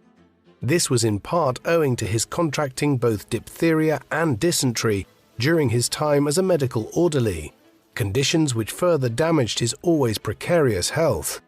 As a result, he took a dimmer view of the Prussian aggression by the time the war came to an end. During the winter of 1870, while recovering from his ailments, he began to make plans to move away from his focus on philology in favor of studying philosophy more directly. After a joyful Christmas holiday, during which he had the privilege of witnessing Wagner perform his Siegfried Idyll as a surprise birthday gift for Cosima, Nietzsche sank into a depression when several friends refused to join him in Basel. Further disappointment followed when Nietzsche's request to take over the chair of philosophy in the university was denied. While recovering his health in Lugano in Italian Switzerland, Nietzsche worked on a study of Greek tragedy, which eventually became a book under the title The Birth of Tragedy, published in December 1871. Nietzsche identified with Greek tragedy a struggle between Apollonian and Dionysian forces, the former representing order and reason and the latter chaos and emotion. These forces were manifested in the cults of Apollo, the Greek god of music and dance, and Dionysius, the Greek god of wine, excess, ecstasy, and madness. Nietzsche saw music as the highest representation of the Dionysian concept and speculated that the epic poetry of ancient Greece had been inspired by music. The book was dedicated to Wagner, whom Nietzsche argued had emulated the Greek tragedians in achieving a perfect balance of Apollonian and Dionysian elements. The composer was delighted with Nietzsche's work and asked the author to send copies to his patron, King Ludwig of Bavaria, and his father-in-law, Franz Liszt. Although the book proved popular among artists and musicians, the academic community was less enamored by Nietzsche's conjectural approach to philology, and Nietzsche was disappointed to find his mentor, Friedrich Ritschl, among his critics. That said, any reader of The Birth of Tragedy today will find a refreshingly novel insight into classical Greek culture. Nietzsche was already very much carving out his own path by the early 1870s when it came to his interpretations. Nietzsche saw himself along with Wagner as the vanguard of a movement striving to return German culture to the heights it had attained at the turn of the 19th century, the era of Kant, Mozart, Goethe, and Beethoven. In early 1872, he delivered a series of public lectures attacking the German education system and warning against the trend towards the democratization of education. While he recognized a need for the practical training of state officials, farmers, and factory workers, he argued that cultural education and intellectualism was being denigrated by making it overly functional, with the goal that individuals should solely be training for a profession at all times, rather than engaging in scholarship as an end in and of itself. In May, he went to Bayreuth to attend a ceremony marking the laying down of the foundation stone of Wagner's new theatre at Bayreuth, an edifice built to the composer's specifications. Back in Basel, Nietzsche soon found himself in the middle of a vicious debate in the pages of the national newspapers about the merits of his book, The Birth of Tragedy. While he appreciated the publicity, he realized that most of his fellow philologists were against him, and after spending his summer holidays in Italy, Nietzsche returned to Basel to find that only 2 students had signed up to his course on Greek and Roman rhetoric. He was forced to abandon a second lecture course on Homer altogether. Unperturbed, Nietzsche now decided to work on a study of pre-Socratic Greek philosophers, which he hoped to publish under the title Philosophy in the Tragic Age of the Greeks, in time for Wagner's 60th birthday in May 1873. When he visited the Wagners in early April in Bayreuth to inspect construction work on the theatre, Nietzsche's reading from his latest work received a somewhat cool reception, and his efforts to lighten the mood by playing one of his compositions on the piano were likewise received awkwardly. By early May, Nietzsche had almost finished his new book when he became distracted by the publication of The Old and New Faith by David Strauss, the writer whose Life of Jesus had inspired Nietzsche to give up religion. Now, 4 decades after the Life of Jesus first appeared, Strauss's latest work set out a vision of progressive Christianity that labeled Schopenhauer's pessimistic diagnosis of the human condition as the product of a, quote, putrefying brain. Nietzsche was infuriated by this and wrote a polemical essay targeting Strauss as the representative of a contemporary cultural Philistinism in Germany that had stopped seeking truth and beauty and instead looked for easy and comfortable answers. This polemic of Nietzsche's against Strauss was the first of a series of 4 essays which would eventually be published together in 1876 under the title Untimely Meditations. In the next installment, under the heading On the Use and Abuse of History for Life, Nietzsche argued that it was worth studying the past as a reminder that it was possible for humanity to achieve greatness, but warned against hero worship and myth-making, suggesting that periodically the past should be re-examined with an eye to the future. Nietzsche then proceeded to attack the scientific approach to history in Germany, which served to undermine the power of the past. In another essay from this time, entitled Schopenhauer as Educator, he praised the manner in which Schopenhauer sought to liberate his readers from convention. It certainly influenced Nietzsche. He was nothing if not original in his views. For the 4th of his Untimely Meditations, Nietzsche turned his attention to art with a piece entitled Richard Wagner in Bayreuth. Although he had written most of it by early 1875, he was once again struck down by ill health that would leave him almost blind. Scholars have debated what afflicted Nietzsche for well over a century. Many have concluded that he was suffering from tertiary syphilis, but it may have been a number of different ailments that gradually became worse over time, notably gastric spasms, hemorrhoids, debilitating headaches, failing eyesight, and eventually fits and fainting spells. Some have speculated that these myriad neurological issues indicate the development of a brain tumor. It was not until July 1876 that Nietzsche recovered enough from this latest bout of ill health that he managed to complete the manuscript of Richard Wagner in Bayreuth with the assistance of a young musician and admirer named Heinrich Koselleck. Copies were immediately sent out to Wagner, who urged Nietzsche to hurry to Bayreuth. Final rehearsals in advance of the premiere of The Ring Cycle in mid-August. Nietzsche arrived there by the 22nd of July, but found the town full of aristocrats who were there for the social occasion rather than any particular appreciation of Wagner's work. Keen to get away from the crowds, Nietzsche refused an invitation to meet the King of Bavaria. The University of Basel now granted Nietzsche a year-long sabbatical. He spent the first part of it in Italy with Malvida von Meisenburg, a German aristocrat who had turned her back on her family and befriended several prominent European revolutionaries, and was an enthusiastic admirer of both Wagner and Nietzsche's work. Although Meisenburg was 28 years Nietzsche's senior, she became one of his closest confidants after their first meeting in Munich several years earlier. Nietzsche traveled to Sorrento in the Bay of Naples with two companions, Albert Brenner and Dr. Paul Rey. Both of them had previously been his students. Under Rey's influence, Nietzsche found himself questioning Schopenhauer's more pessimistic writings. He also became embroiled in a disagreement with Wagner at this time, whose German nationalism Nietzsche was increasingly critical of. Aside from any philosophical disagreements, Wagner knew that his ambitions for Nietzsche to edit a journal to promote his ideas about music and art were unlikely to be realized, given Nietzsche's poor health. Following his return to Basel in the autumn of 1877, Nietzsche went to Dr. Otto Eiser in Frankfurt for a medical examination. The doctor diagnosed a damaged optic nerve as the source of his failing eyesight and prescribed his patient, quote, an absolute avoidance of reading and writing for years to come. This was an instruction Nietzsche was never going to even remotely consider following.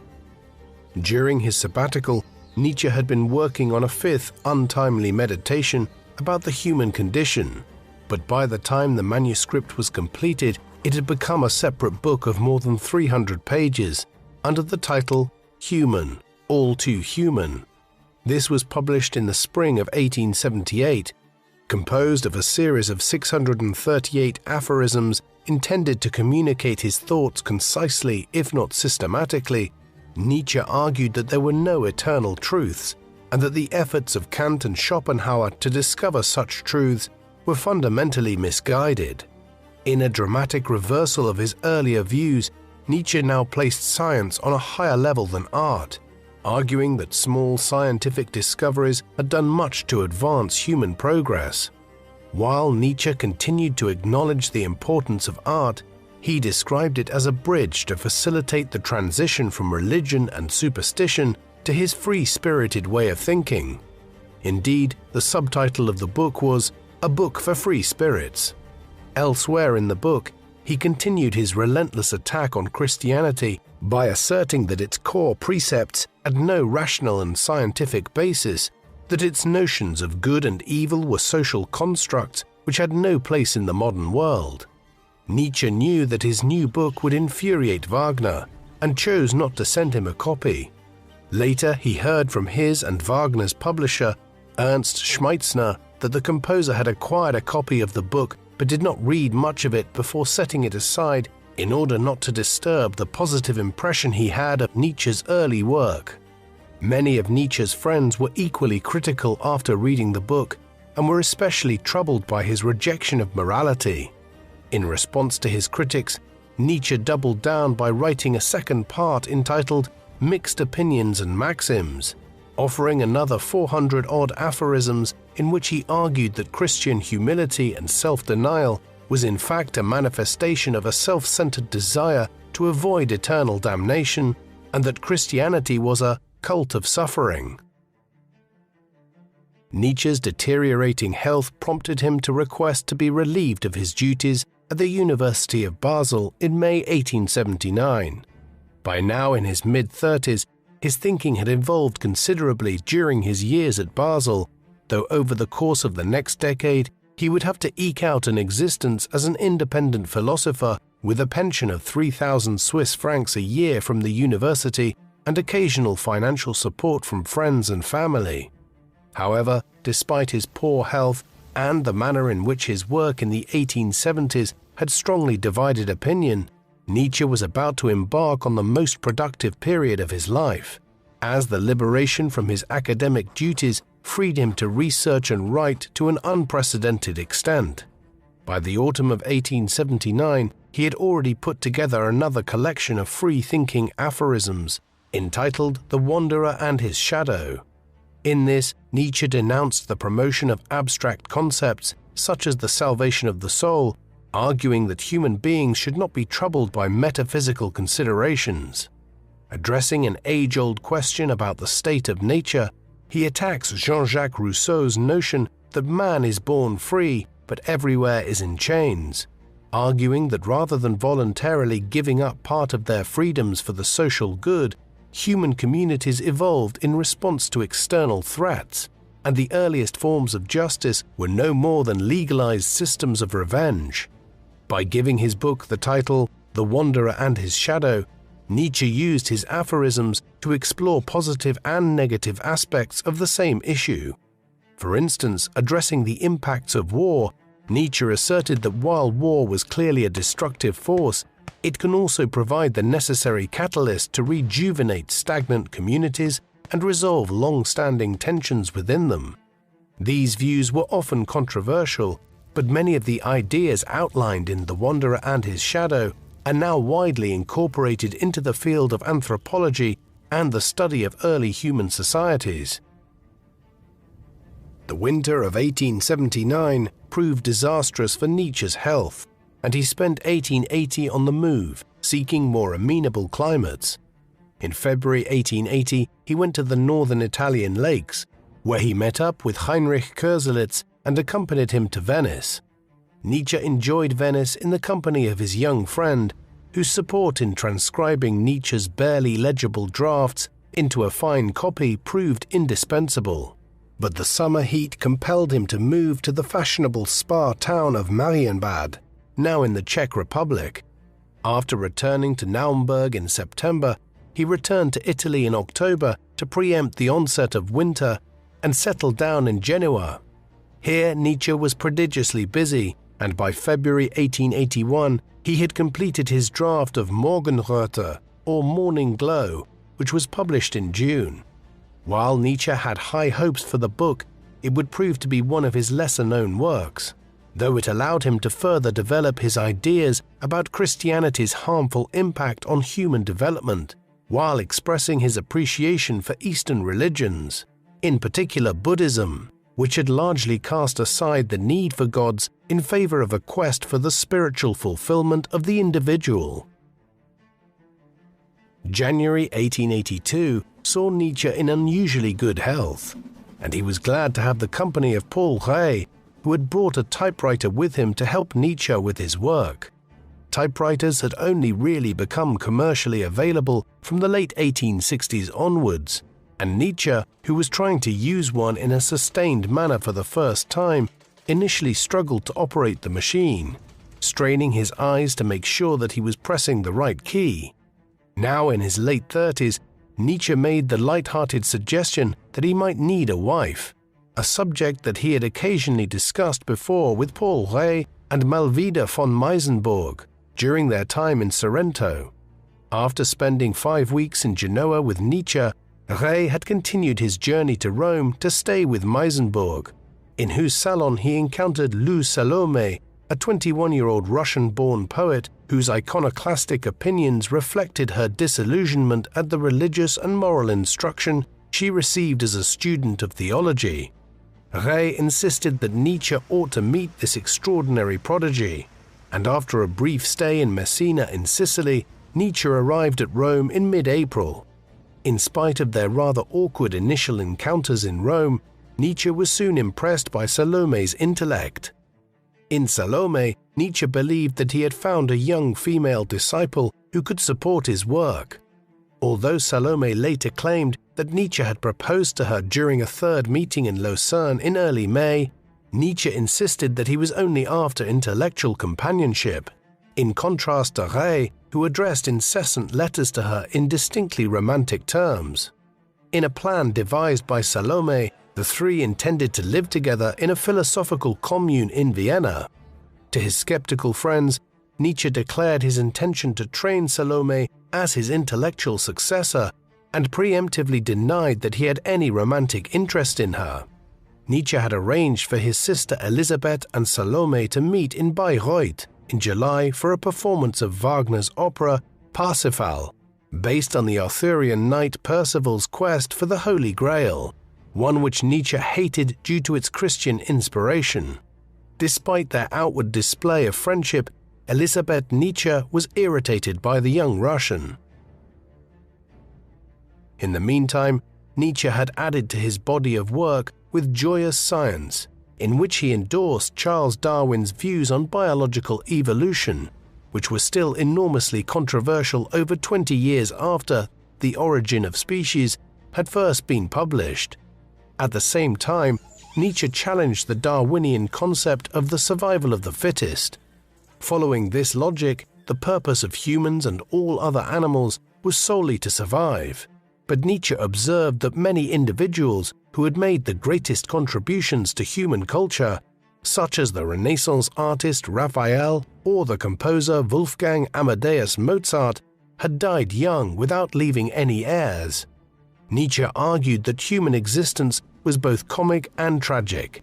The comic aspect was due to the vanity of short-lived humans who believed that they could master nature, while the tragic element came from the recognition that humans are an infinitesimally small part of the cosmos. Near the end of the book, Nietzsche issued a call to his readers to wage an intellectual war on behalf of science against religion. Joyous Science is a peculiar work in many ways, one which tried to apply the evolutionary biology of Darwin to a new theory of cultural evolution. Although Nietzsche had called his book Joyous Science, he concluded that the tragic aspects of human existence would always prevail. Nevertheless, his encounters with Lou Salome had inspired within him a sense of optimism about life.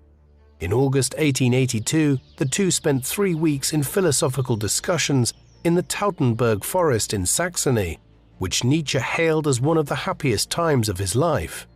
Arguments did occur, though, with his sister and mother about the propriety of his relationship with Salome, which led Nietzsche to leave Naumburg for Leipzig.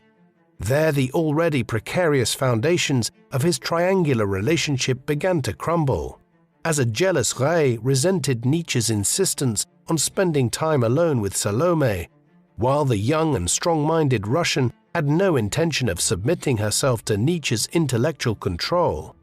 Nietzsche also admitted privately in his notebooks around this time that his desire for Salome had assumed a physical dimension. He was consequently immensely upset when the relationship between them all began to collapse in the weeks that followed. Plunged into a deep depression and resorting to taking growing quantities of opium to treat both his physical ailments and his emotional pain, Nietzsche continued an acrimonious correspondence in the months that followed with his erstwhile companions from his retreat at Rapallo in Italy, all to no avail as they drifted apart. As emotionally turbulent a period as this was for Nietzsche, it proved an intellectually productive one, as he began working on what is often deemed to be his most important work, Thus Spake Zarathustra. In this, he sought to establish a new philosophical framework of his own, independent of the influence of Schopenhauer, Kant, or any other philosopher. This singularly Nietzschean philosophy was expressed via the mouthpiece of the ancient Persian philosopher Zoroaster, who gave his name to Zoroastrianism, the world's first monotheistic faith, one which had flourished in Mesopotamia and Persia in the first millennium BC, and in which the creator god, Ahura Mazda, was involved in an eternal struggle with the demon Ahriman. Although Nietzsche rejected the dichotomy of good and evil introduced by Zoroastrianism, one which had clearly influenced the development of Christianity, he saw Zoroaster as a prophet who had challenged the status quo, hence his motives for expressing some of his own philosophical ideas through the mouthpiece of the Persian prophet. Nietzsche wrote the first part of Zarathustra within the space of 10 days in late January 1883. A couple of weeks later, he learned that Richard Wagner had died unexpectedly in Venice. They had not seen each other in over 6 years after an acrimonious divergence of views in the mid-1870s, though Nietzsche continued to revere elements of the great composer's work. During a visit to Rome in April 1883, Nietzsche reconciled with his sister Elisabeth, whom he had earlier blamed for the wrecking of his plans with Salome. By June, he was back at his favorite Swiss mountain retreat of Sils Maria, where he expressed his anger at his Leipzig publisher Ernst Schmeitzner for delaying the publication of the first part of Zarathustra. Nietzsche speculated that Zoroaster's declaration in the book that, quote, "God is dead," surely one of the most famous lines of modern philosophy, had led Schmeitzner's printer to sit on the manuscript and delay its publication. The text was paradoxical. On the one hand, Nietzsche argued that the advent of science and modernity was leading to a growing secularism, one which would eventually lead to the death of Christianity.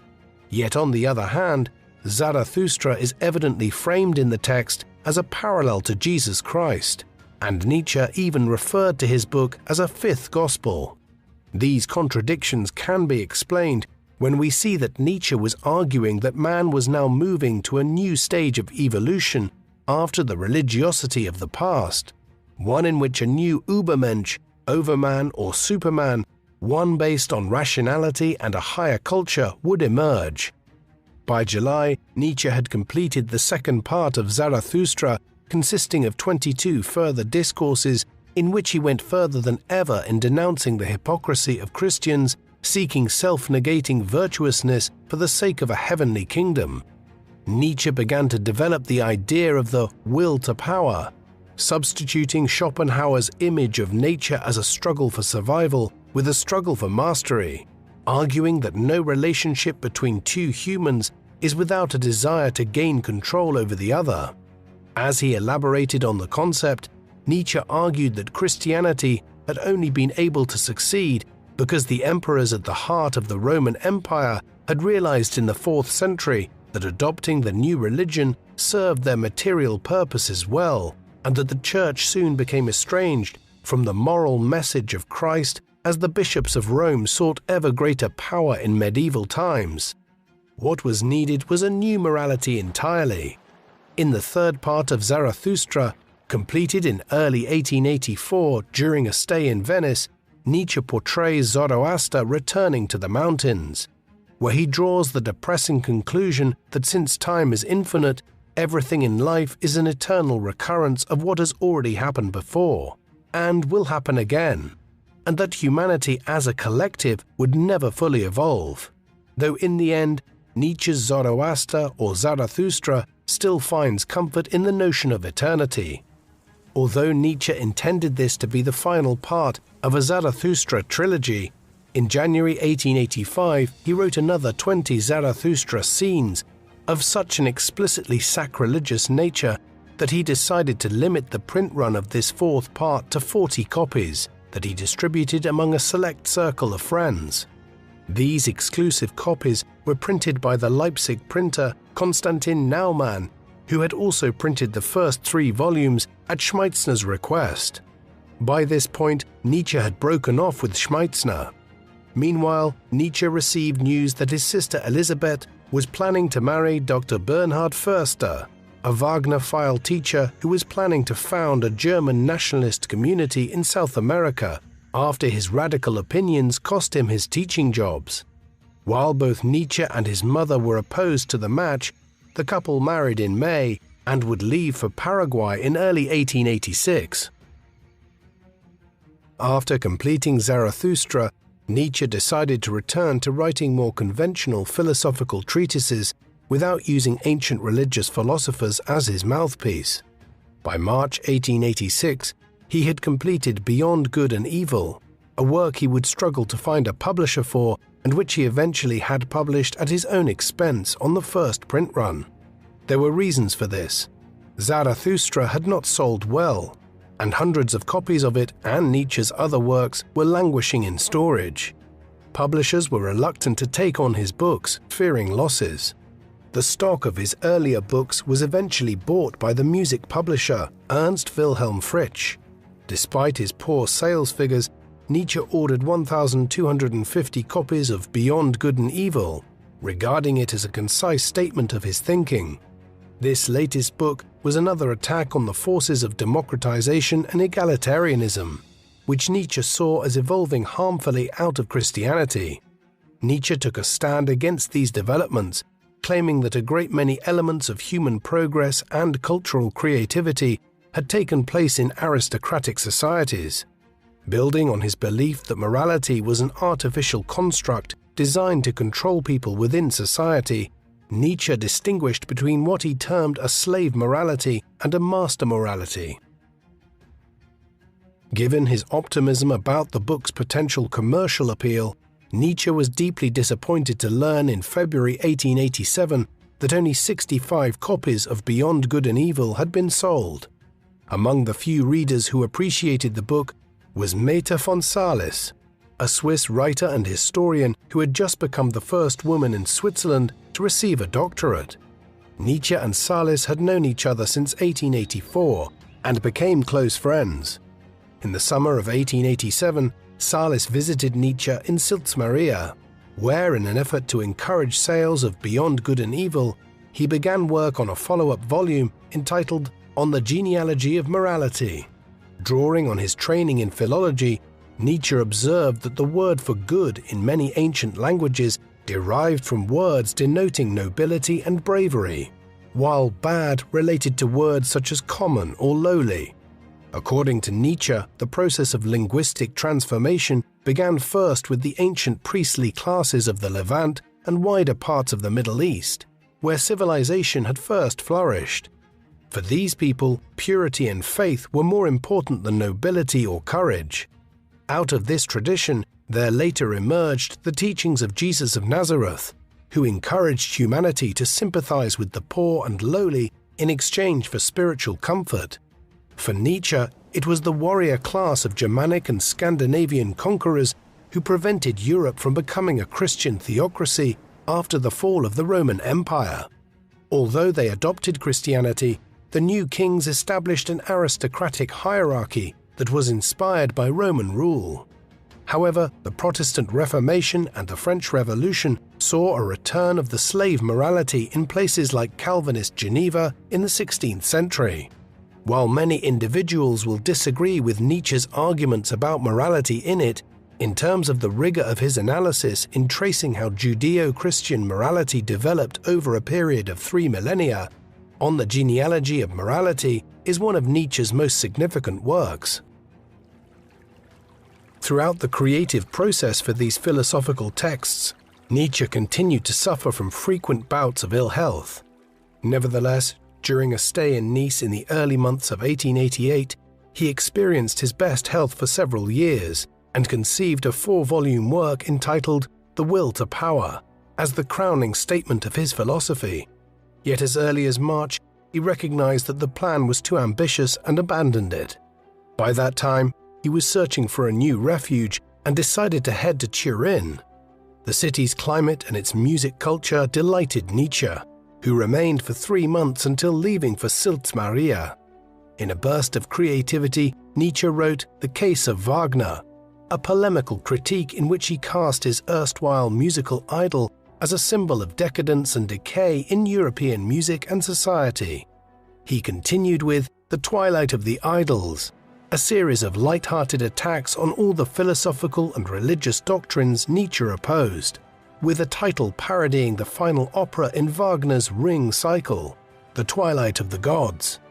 This was followed by The Antichrist, an investigation into the origins of Christianity, one in which Nietzsche argued that while Jesus, whose kingdom of God was both in the future and in the present, had encouraged his followers to live free from hatred and resentment, the early Christians imposed a doctrine of judgment that used the concepts of heaven and hell as a system of rewards and punishments.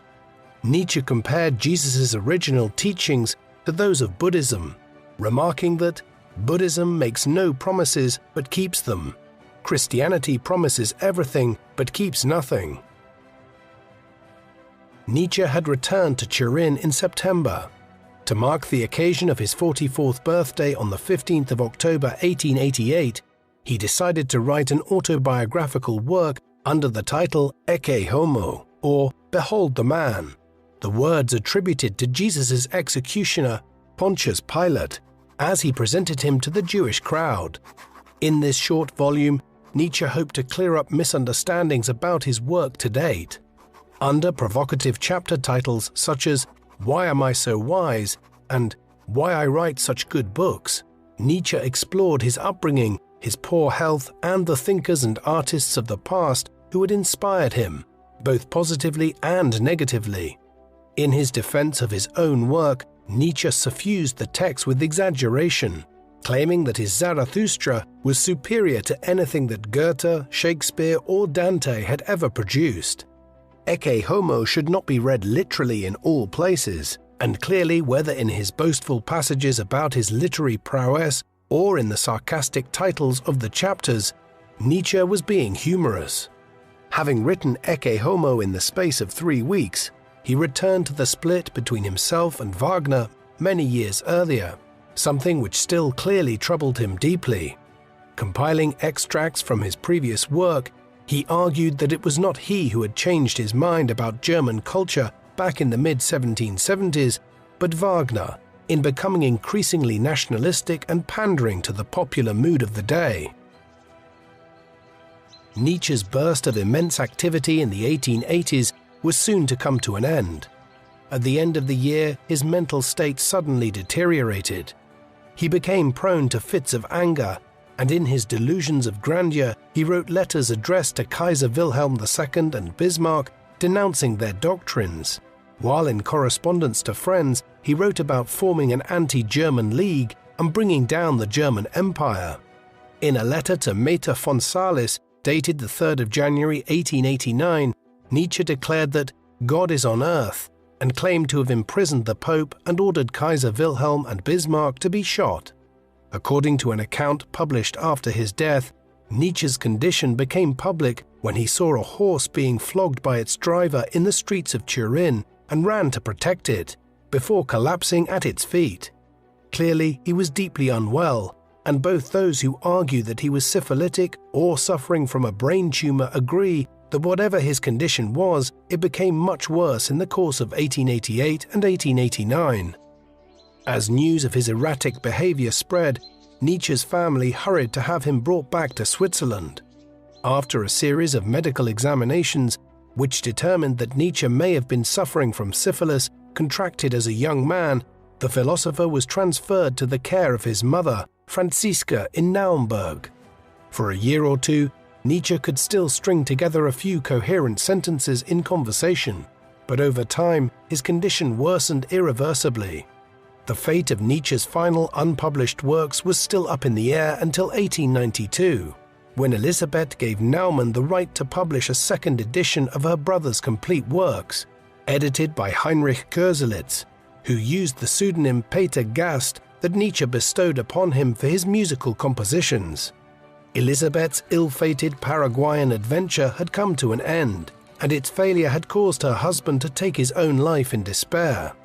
In 1893, she decided to take control of the whole process, sidelining Koselitz and writing her own biography of her brother, in which she resumed her vengeful attacks against Lou Salome, blaming her in part for her brother's psychological collapse.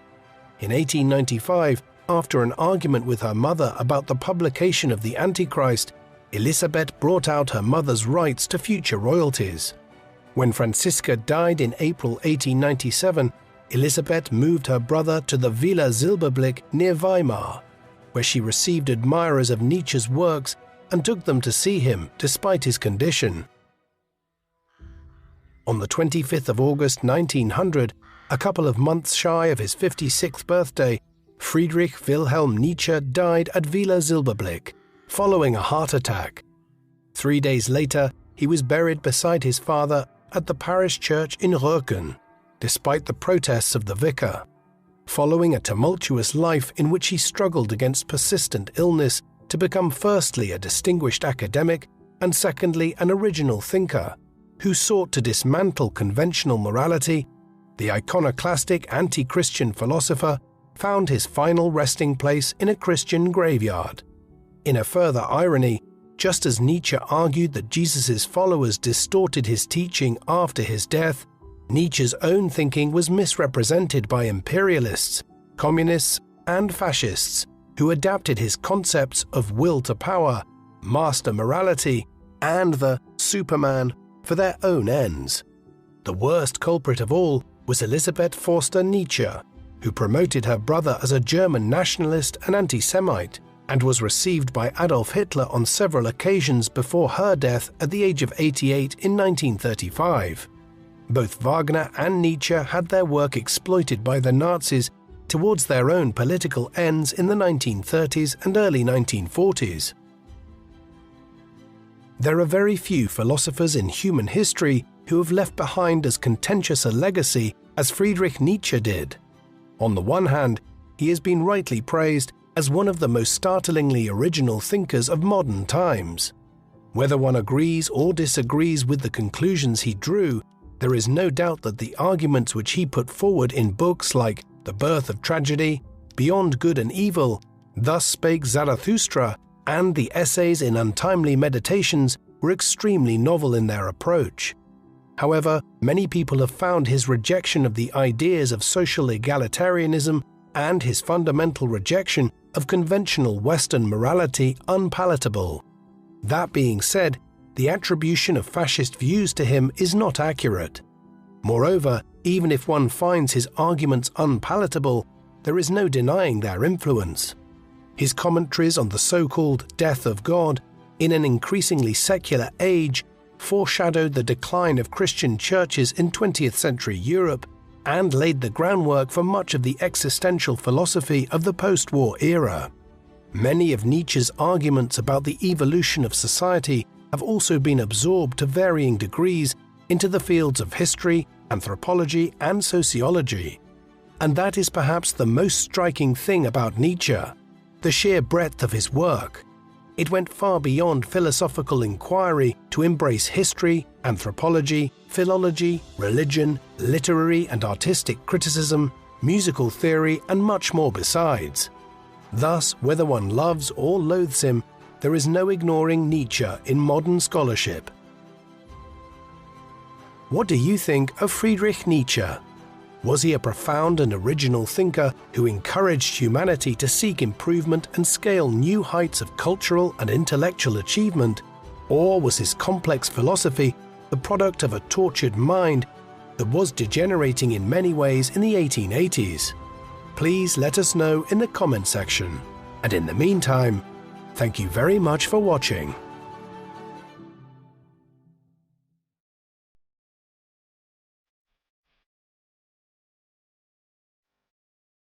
The man known to history as Karl Marx was born on the 5th of May 1818 in the town of Trier in western Germany, not far from the border with Luxembourg today.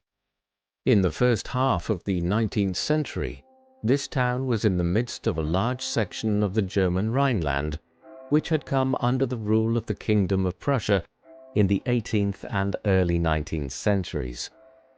Marx's father was Heinrich Marx, a German lawyer of Jewish heritage, whose own father was a rabbi. His original name was Herschel Levy, but he changed it right around the time of Karl's birth, after renouncing his Judaism and converting to Lutheran Christianity in the face of the anti-Semitism which was mounting in Europe in the 19th century.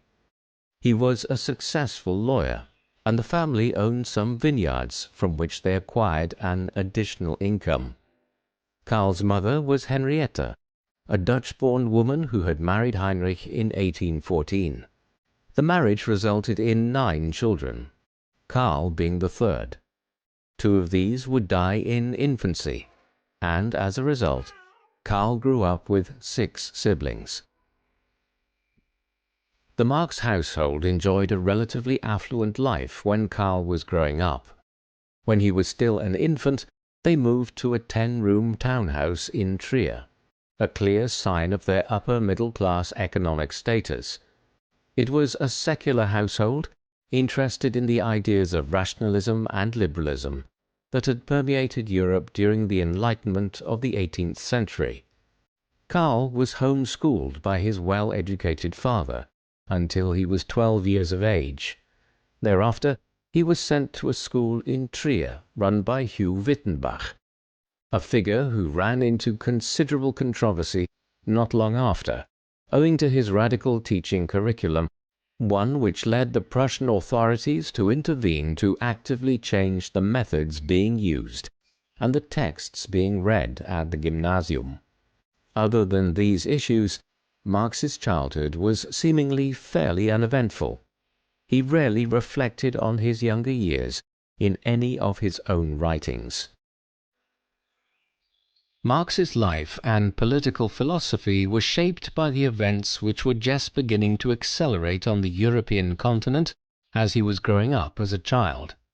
The Industrial Revolution had begun in England back in the 1770s, when proto-industrialists, specifically ones who controlled the country's textile trade, began to realize that they could substantially increase their profits if they introduced machines to carry out the weaving process that had traditionally been done by hand, and then that they could engage in what we now call economies of scale if they placed large numbers of these machines in one building, what would soon come to be called a factory.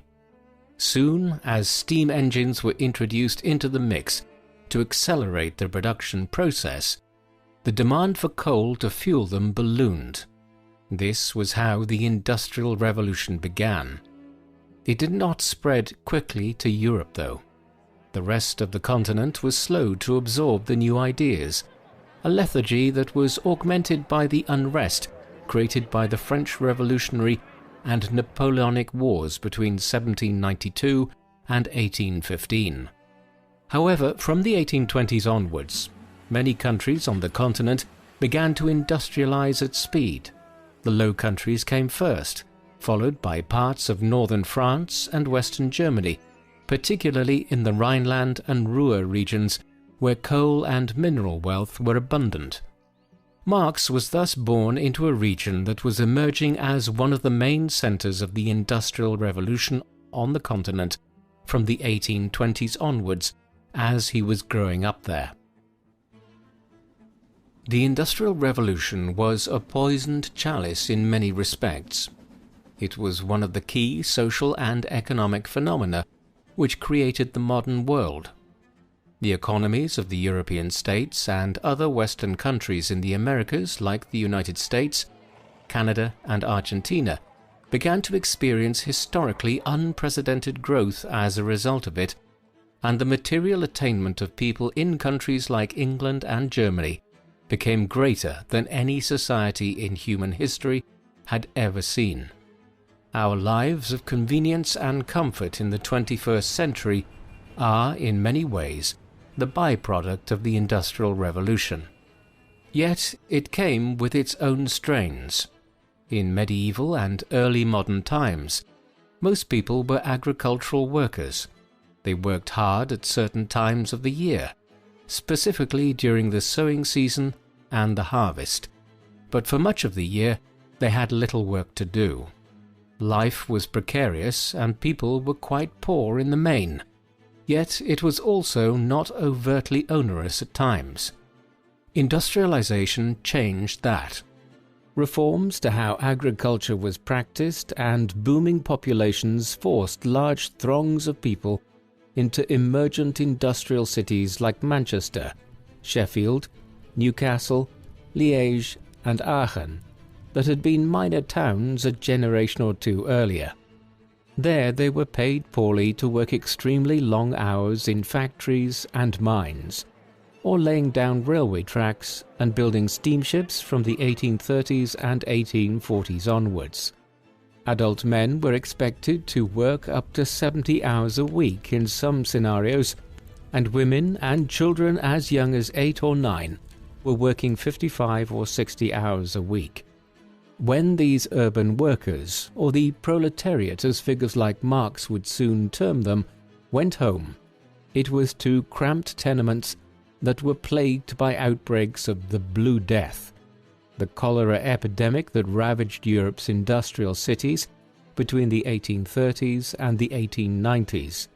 This is the situation which needs to be borne in mind when assessing Marx's subsequent career.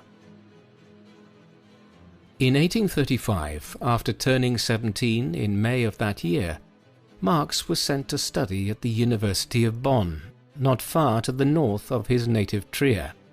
A clash with his father over what the future course of his studies and career might be led to Karl, who was more inclined towards philosophy, partly studying law. His attentions never focused on it. Instead, he was more interested in extracurricular activities such as his membership of the Trier Tavern Club, the purpose of which can be assumed from its name. Within a year, his parents, exasperated by his seeming waywardness, insisted that Karl transfer to the University of Berlin, a more prestigious and a stricter university. He would study here for the next several years, for a BA and then a more advanced degree. These were formative times for him. His father died in 1838, and despite their disagreements, the pair had been relatively close. Heinrich's death left an emotional and material void. The surviving members of the large Marx family now suddenly finding themselves with a precarious financial future. Meanwhile, in Berlin, Karl experimented with various different career options, for a time trying his hand at writing fictional novels and plays in the late 1830s, though he soon abandoned these literary aspirations. Ultimately, Marx was drawn to the philosophical thought of Georg Wilhelm Friedrich Hegel while studying at Berlin. Hegel had only recently died in the Prussian capital in 1831, and there were many figures at the University of Berlin who had known and worked with him. His letters were also being edited there, making study of Hegel's thought somewhat fashionable at the time. Marx was soon a member of the Young Hegelians, a group of students and radicals who were critical of the conservative Prussian government and who believed, in line with Hegel's thought, that the liberty of the individual and the creation of a more permissive society were social goods. It was through his study of Hegel and association with the Young Hegelians that Marx ended up beginning a doctoral dissertation at the University of Vienna under the supervision of Bruno Bauer, a former student of Hegel's. This was entitled "The Difference Between the Democritian and Epicurean Philosophy of Nature," and involved a comparative analysis of the work of Democritus and Epicurus, two ancient Greek philosophers of the 4th and 3rd centuries BC, one of whom, Democritus, had also been a formative figure in the early history of physics, hypothesizing the existence of atoms, while Epicurus was the founder of the Greek philosophical school of Epicureanism. Marx defended the thesis in 1841.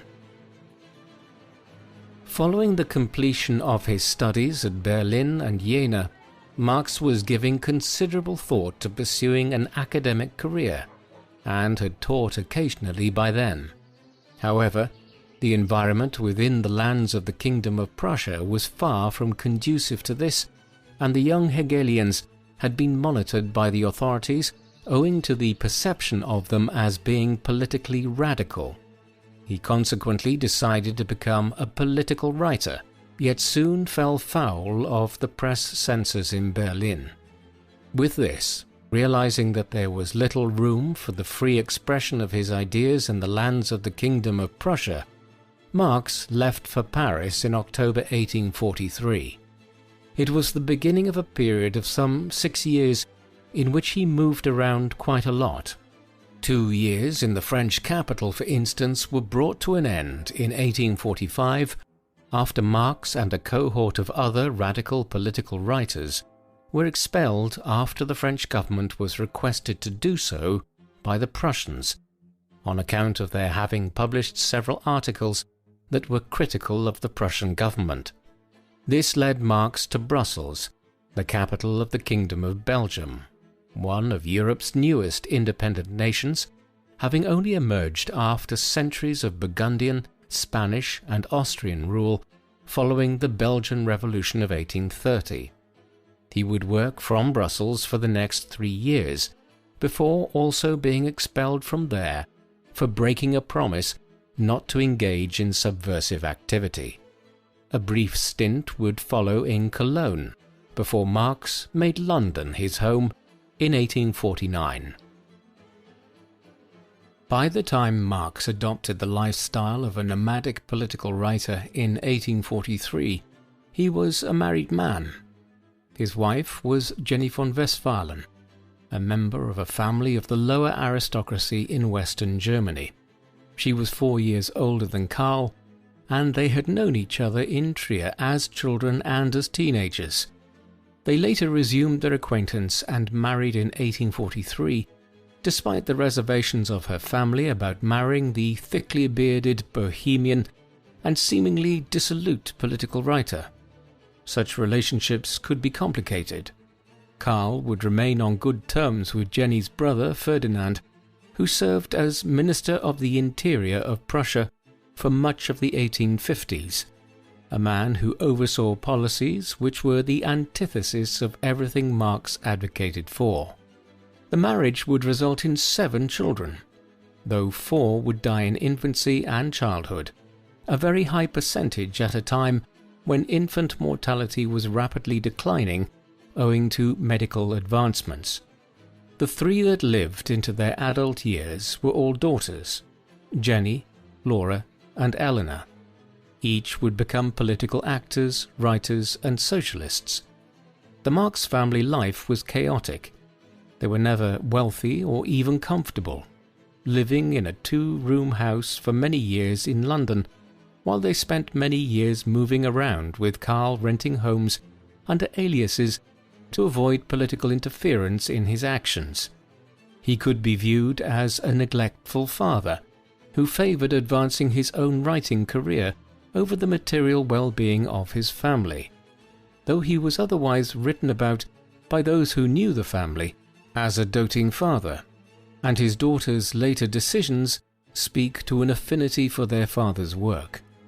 Rumours of an affair later in Marx's life with the family housekeeper Helena, one that produced an illegitimate son, Frederick de Muth, have never been substantiated and remain largely hearsay.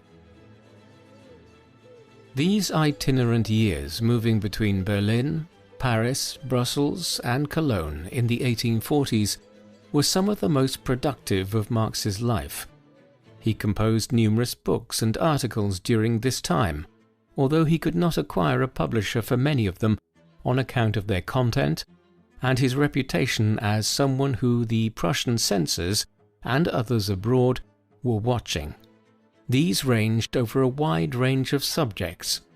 A critique of Hegel's philosophy of right was, as the title clearly indicates, a reflection on elements of Hegel's philosophical ideas.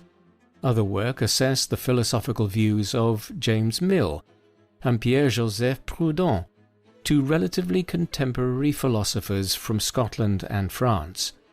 A piece entitled On the Jewish Question was published in 1844 and reflected on the issue of Jewish liberties in the Kingdom of Prussia. It has strangely led to accusations of anti-Semitism being pointed at Marx, despite the fact that he was himself Jewish, albeit the son of a secular Jewish father who had converted to Christianity for broadly social and economic reasons. Finally, in 1847, Marx delivered a lecture which was later published under the title of Wage, Labour and Capital. Here he began to lay out his ideas concerning material progress and how industrialization and the accumulation of capital were driving class conflict across Europe. Throughout these years, Marx was beginning his long partnership with Friedrich Engels. Engels was a fellow German. He was 2.5 years younger than Marx and hailed from a considerably wealthier family. His father, Friedrich Sr., was a textile businessman who owned mills and factories in the town of Barmen in western Germany and also in Salford, a suburb of the industrial metropolis that Manchester in the north of England had become on the back of its central role in the cotton industry during the Industrial Revolution.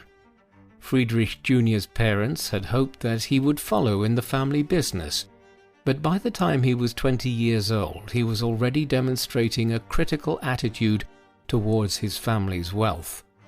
In 1841, he was called out for mandatory military service in Prussia, something which Marx had been excused on the basis of poor health.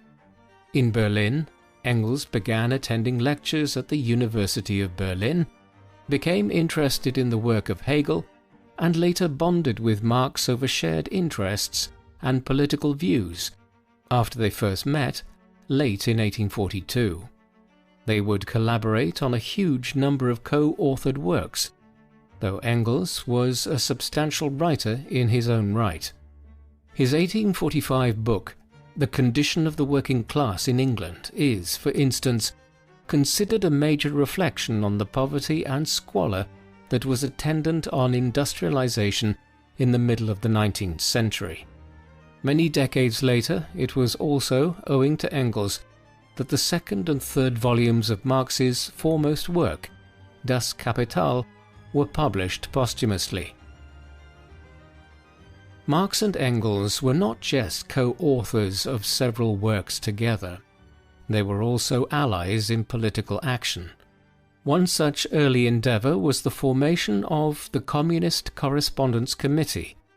This was an organization formed of individuals like them, with similar views on politics, economics, and society, who lived in Brussels, London, Paris, and Cologne, 4 cities in relatively close proximity to each other in Western Europe, between which members of the committee could exchange letters speedily. The name communist was adopted as it had come into vogue in parts of Western and Central Europe in the late 1830s and 1840s to describe individuals whose political views were akin to the radical left wing of the Jacobins clubs that had led the French Revolution through the first half of the 1790s. They viewed themselves as being politically sympathetic to the sans-culottes of Paris during the Revolution, the working-class Parisians who had been responsible, amongst other things, for the storming of the Bastille prison and the decision to remove the royal family from Versailles and place them under virtual house arrest in Paris in 1789. This was in part the origin of the term communist, though over time it would also take on the additional meaning of someone who is in favor of the communal ownership of goods within a society. The Communist Correspondence Committee soon joined into a union with a similar group known as the League of the Just, after a conference in London in the early summer of 1847. The new entity was termed the Communist League. From its inception, Marx and Engels were prominent figures in the Communist League. They attended a second meeting of its membership in London in late November and early December 1847. It was decided there that Marx and his colleague would draw up a manifesto that would outline what the Communist League sought to achieve. The work progressed quickly. Over the space of about 6 weeks in the winter of 1847, Marx drafted what would become the Communist Manifesto, and then had Engels review it. The writing process was chaotic, and Marx procrastinated on it in January 1848. Eventually, he finished the typescript in early February and sent it to London, where the publishing team for the Communist League sped it through publication. It was published in the English capital late in February 1848. Though the text was attributed to both Marx and Engels, most assessments of the writing process tend to argue that Marx was the primary author, with Engels offering only minimal interventions, albeit the general tenor and spirit of what was contained in it had been forged in conversations between the duo over half a decade prior to Marx putting pen to paper. The Communist Manifesto, for such a consequential text in modern world history, is actually very short, more like a pamphlet than a book.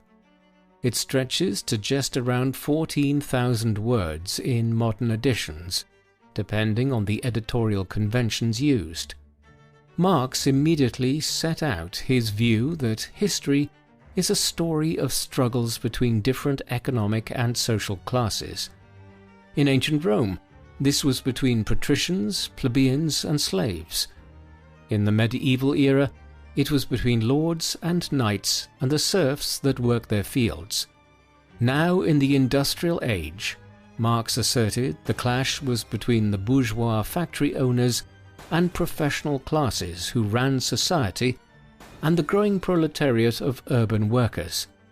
He castigated the changes industrialization had inflicted on society, stating, quote, "The bourgeoisie has torn away from the family its sentimental veil and has reduced the family relation to a mere money relation. Everywhere, the bourgeois monopoly on industrial power and capitalism was creating misery in places where material progress should have been improving people's lives." He was especially critical of the manner in which child labour in the factories and mines had proliferated. The solution, Marx argued, was held by the Communist League and other groups like it. Private property ought to be abolished, and henceforth factories, mines, shipyards, farms and other economic and social utilities should be held under communal state ownership. With this done, collective decisions could be made by the proletariat to expand access to education, create better working conditions, and allow for an equal share in the benefits of industrial growth and material progress. Marx closed his pamphlet with a famous phrase, which was the slogan of the Communist League: "Workers of the world, unite. You have nothing to lose but your chains." The Communist Manifesto has become one of the most controversial texts ever written. This is in sharp contrast to how uncontroversial it really was at the time. It was basically the articulation of the policy platform of a new political movement. Political groups and parties publish policy documents all the time.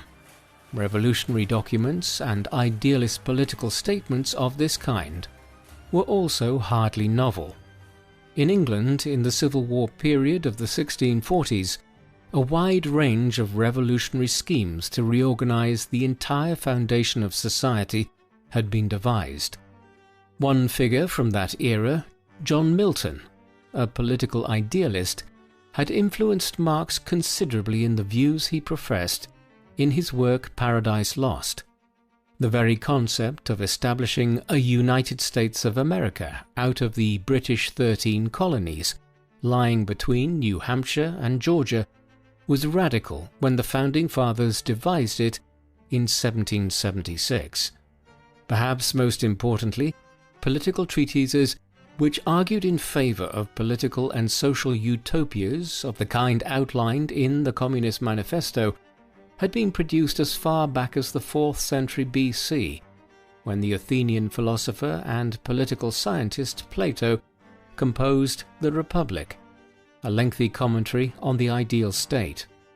Plato had argued in favour of something akin to the communal ownership of goods, and one could also argue that the English Lord Chancellor of the reign of King Henry VIII, Sir Thomas More, had offered up proto-communist ideas in his famous treatise Utopia. In this regard, the text was hardly a completely new departure in European political thought. It has been speculated that Marx was largely drunk while writing the Communist Manifesto, something which would be quite ironic, given that this short treatise would go on to become one of the most influential texts ever written. Part of the reason he had procrastinated in finishing it in January 1848 was that he had headed to Ghent to establish a branch of the Communist League there, and spent a week and a half in the smaller Belgian city, much of it spent intoxicated, before returning to Brussels, where an ultimatum from the League headquarters in London to finish the manifesto was waiting for him. He then rushed it off over the next few days. That Marx was imbibing throughout this period was unquestionable. The available evidence certainly suggests that he met the definition of a high-functioning alcoholic. He began drinking a lot during his early student days in Bonn, and continued the habit for the next half a century. This was not the average diet of almost perpetual beer consumption that characterized European life in early modern and pre-modern times, especially in cities where drinking alcohol was safer than consuming disease-ridden water. But instead, Marx had a penchant for wine and liquor, all in tandem with a rich diet and cigars. By the late 1840s, by which time he was entering his 30s, he had a growing range of health problems, some probably related to liver disease. Even as the Communist Manifesto was being published in London at the end of February 1848, a wave of revolutionary fervour was sweeping across Europe. This began in the city of Palermo, on the island of Sicily, in January 1848, and rapidly spread across the continent. By March and April, major revolts were underway in places like Poland, Hungary, France, much of Germany, Denmark, the Swiss Confederacy, and Ireland, while virtually every other country witnessed popular protest, if not full-blown revolts. The revolutions of 1848, or the springtime of the people as it would become known, led to wide-ranging political changes in countries like France, Hungary, and Italy, and threatened to lead to the overthrow of entire governments in Germany and other regions. In the aftermath of the revolutions, there were crackdowns on perceived political extremism.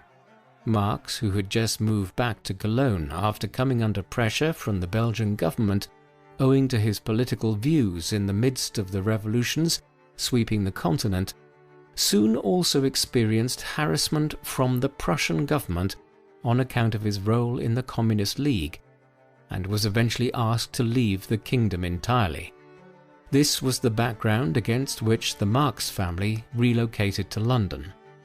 Marx would spend the rest of his life based out of the British capital, in a country which was more liberal-minded than virtually any other country in Europe at that time, with extensive censorship practiced in other capitals of a kind which would have precluded him from getting his work published. In London, Marx was inspired enough by the events of 1848 and 1849 across Europe, even though the revolutions had generally ended in suppression and violent crackdowns, to begin now researching and writing some retrospective commentaries on that other great European revolutionary movement, the French Revolution of 1789, and its aftermath in the 1790s. For communists and for left-leaning socialists of all hues, the French Revolution was one of the defining events of human history. Where the American Revolution had been primarily driven by well-to-do urban bourgeois types and wealthy plantation owners, the French insurrection had been led to a significant extent by the sans-culottes, urban workers of Paris, and the Jacobin clubs of radical revolutionaries. It had been both a movement to overthrow the ancien régime of crown, aristocracy, and church, and an effort to establish a completely new type of society. Marx and many others wished to launch a new revolution of this kind. To that end, from 1849 into the early 1850s, he wrote extensively in an effort to analyze what went wrong in France in the 1790s to foil the revolution and lead it into the monarchy of Napoleon Bonaparte, contrasting it with the recent rise to power of Charles-Louis Bonaparte, Napoleon's nephew, as President of France during the Revolution of 1848. He would subsequently proclaim himself to be Napoleon III, a new emperor of the French. Marx was clear. The bourgeois had manipulated the French proletariat in a manner which led them to accept an abandonment of the revolution in 1799 and the acceptance of Bonaparte as first consul and then Emperor of the French in 1804. Similar principles had recently led to the undermining of the 1848 revolution in France and the rise of another Bonaparte to power. Marx might have been anxious to comment on and analyze the various revolutionary movements across the continent, but he also had to make a living in London after he moved there. He acquired some work as a journalist, writing as a London-based correspondent for the New York Daily Tribune, while also writing occasionally for several other publications. Much of this involved digesting British political developments and making them intelligible for an American audience, especially developments at the British Parliament at Westminster during a very busy time in the country's legislative history. It was precarious work, and Marx was often only paid for articles that were accepted for publication, making his income stream unstable. The Marx family were not poverty-stricken, yet they hardly lived an affluent life in London, and Karl would have had difficulties in continuing his unpaid research and writing had it not been for financial support from Engels, whose family's wealth provided him with an independent income stream. Marx was also interested in these years in London in the ongoing political tensions in the United States, ones which focused on the issue of slavery and which would eventually spill over into the American Civil War in 1861. This was based on his observations of the fractious state of US politics in the 1850s, and then the final descent into conflict after the election of Abraham Lincoln in the 1860 presidential election.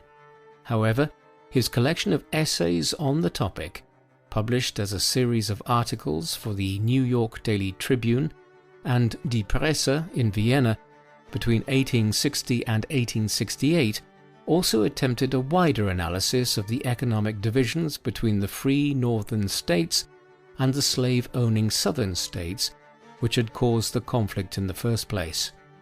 Marx was firmly on the side of the Union in the war and the anti-slavery cause, so much so that it ultimately cost him his job writing for the New York Daily Tribune after the board of the paper decided on a markedly neutral stance in the war in 1863, arguing that a peaceful resolution between North and South, one that might allow for a retention of slavery of some kind in places like Virginia and the Carolinas, was possible. Marx withdrew from the paper at that juncture and acquired other work with Die Presse and other outlets. Luckily, by then, one of his other books, a contribution to the critique of political economy, published in 1859, was selling well enough that Marx was on a firmer financial footing. The end of his time writing for the New York Daily Tribune and his increased income allowed Marx to concentrate on a large work which had been in the firmament for some time. This would be the major distillation of his political ideas. He spent much time writing it in the reading rooms of the British Museum in London, the archival and library sections of which are the British Library today. It was here that Marx drew up hundreds of pages of notes on all manner of issues relating to class relations and the like. The result would be a 3-volume work published gradually over several decades and entitled Das Kapital, Kritik der politischen Ökonomie, which translates as Capital, a critique of political economy. The first volume of Das Kapital was published in 1867. It was a lengthy work in and of itself, one which runs to 500 to 600 pages in most modern editions. It was then supplemented by Volume 2 and Volume 3, published posthumously in 1885 and 1894 respectively, after Engels finished the 2 texts based on Marx's very extensive notes and drafts. Collectively, the 3 volumes tend to run to over 1,000 pages in modern editions that tried to publish them in 1 volume. and that can only be achieved by using a very small print or synopsizing substantial sections of the text. It is therefore an extremely long work, running upwards of 1,000,000 words in most modern editions if footnotes or endnotes are included. Given its sheer size, there are a great many elements to Das Kapital, far more than with the rather paltry Communist Manifesto. Two key facets of it should be noted. Das Kapital offered the clearest articulation of Marx's views on historical materialism. This is the view of history as primarily being characterized by conflict between different economic classes. This is not an entirely groundbreaking idea today. In the middle of the 19th century, though, it was trailblazing. Up to this time, most historians, or those who deployed historical arguments, tended to assess human history as being about a conflict of different ethnic groups or of empires, kingdoms, and nation-states. Pick up a 19th century European history book and you will invariably be greeted by chapters outlining conflicts between England and France, the German states and the papacy, Spain and Portugal. Kings, queens, lords and popes featured heavily, and religion and territorial power was allegedly what motivated them. Conversely, little was said about what the vast majority of the population of such countries did, and what their motivations were.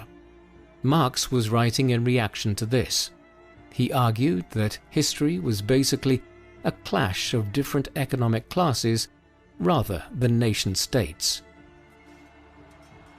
In this reimagining, Western European history in the High Middle Ages was not, for example, a tale of the French and English crowns waging war on one another, but of the French and English nobility collectively oppressing the feudal peasantry. Over time, the relations between economic classes changed, as different technological innovations transformed the modes of production of food and goods. Therefore, Europe's recent history had been tumultuous, and was resulting in class warfare owing to the recent innovations of the Industrial Revolution, ones which were pitting the bourgeoisie, a class that had in turn defeated the old feudal nobility centuries earlier, against the new industrial proletariat. To Marx's mind, historical materialism offered a method of explaining nearly all historical developments. While many people might disagree with the political ends towards which Marx was working in formulating this theory, or argue that he placed too much emphasis on material issues as being the fulcrum on which all historical events pivoted, there is no denying that he contributed to a fundamental re-evaluation of historical methodology, one which highlighted how economic developments and class conflict were just as important as nationalism or the actions of leading rulers and statesmen. This concept of historical materialism is directly related to one of the other key facets of Marxist thought as presented in Das Kapital. It is called the Marxist dialectic, or dialectical materialism. In fashioning this, Marx was responding to the dialectical methods espoused by Hegel decades earlier. The Hegelian dialectic argued that ideas were often in fundamental conflict with each other, but that this tension could result in a more sophisticated outcome. For instance, a person might put forward an idea or thesis concerning a philosophical issue. Then, a second person or group would put forward a counter-argument or antithesis. In many instances, neither would be entirely correct, but the fundamental tension between the two arguments would result in a more evolved synthesis that borrowed from both thesis and antithesis to form a synthesis. The Hegelian concept ultimately has its roots in the philosophical methods of Plato. Marx now borrowed and altered this dialectical approach and injected arguments about political economy and metaphysics into it. What he was arguing was that society and nature had a physical existence beyond the impression of it which human beings form in their mind, and therefore was worth studying independent of individual perceptions of society. In this he was rejecting Hegel's thoughts and a long line of other European philosophers going back to René Descartes, who had founded the Cartesian school of metaphysics in the middle of the 17th century. For Marx, the individual could be ignored to some extent. What was significant within this dialectical method was that economic groups were in tension with one another, leading to changes in the physical world, though ones which were often contradictory or difficult to explain. The Marxist dialectic is one of the more complex elements to Marx's thought in Das Kapital and his political and philosophical outlook more generally. It is also one of the most controversial. Many hold that in placing emphasis on the material world and how it operated, and in rejecting Hegel's Cartesianism, that Marx was essentially rejecting the fundamental value of the individual in society. The argument here is that in stating that the material relations between economic groups in the world and how they relate to nature, rather than individual perceptions of the same, were what was important, Marx was essentially trivializing the value of individuals. It is easy to see why this might be deemed a controversial viewpoint, particularly so when we consider that Joseph Stalin produced a paper entitled Dialectical and Historical Materialism that was first published in 1938 in the midst of the Great Purge that he was inflicting on Russia at the time. The argument could follow that Marx's dialectical reasoning was consequently responsible for the worst excesses of the Soviet Union and other communist regimes in decades to come. Nor is the Marxist dialectic the only thing which has been deemed controversial in Marx's work. His view of historical materialism, while a very useful corrective to the traditional view of history being a clash between kingdoms and nation-states, when overstated, has led to an overt emphasis on class struggles as being behind all historical phenomena. Finally, his advocacy for the communal ownership and management of goods might have been considered utopian by many in the 20th century. But what Marx overlooked was the possibility of authoritarianism being used to achieve this.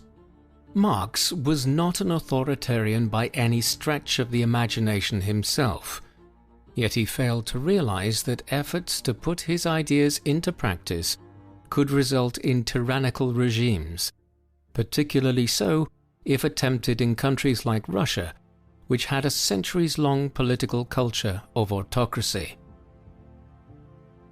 Practical measures to try and further the communist mission in the real world, and not just on paper, were underway even as Marx was writing up the first volume of Das Kapital in the mid-1860s.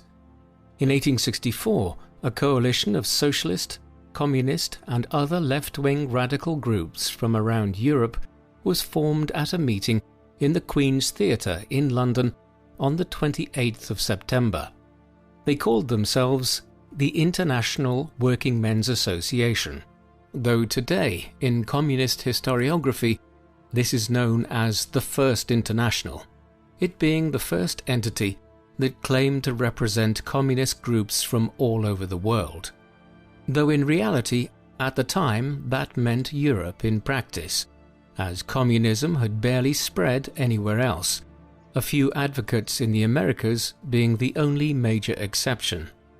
The onus for the gathering was the Poland uprising against Russian rule there in 1863, and the realization that grassroots labor organizations and those that represented groups like the oppressed Polish subjects of the Russian Empire could meet with greater success if they organized themselves on an international scale.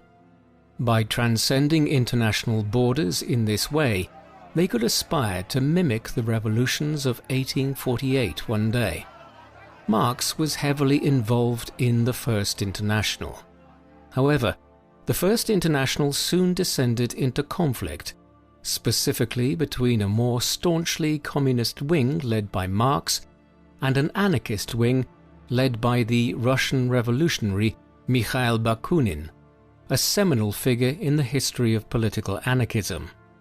The dispute came to a head at a conference at The Hague in the Netherlands in 1872, and the First International effectively collapsed over the next few years. A Second International would not emerge until 1889, after Marx's death. The split in the First International was in many ways fueled by the events of 1871.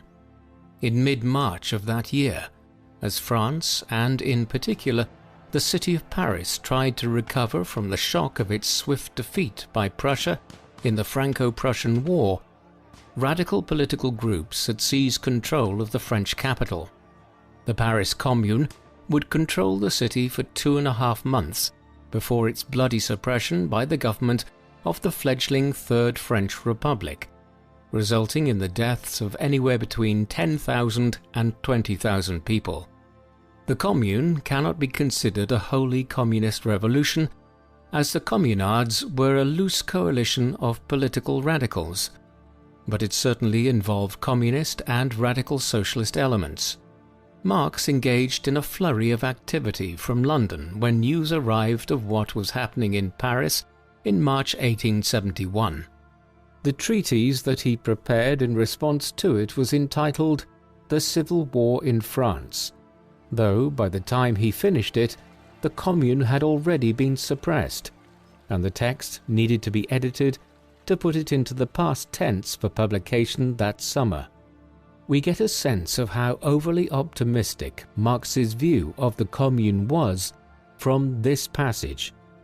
Wonderful indeed was the change the Commune had wrought in Paris. No longer any trace of the meretricious Paris of the Second Empire.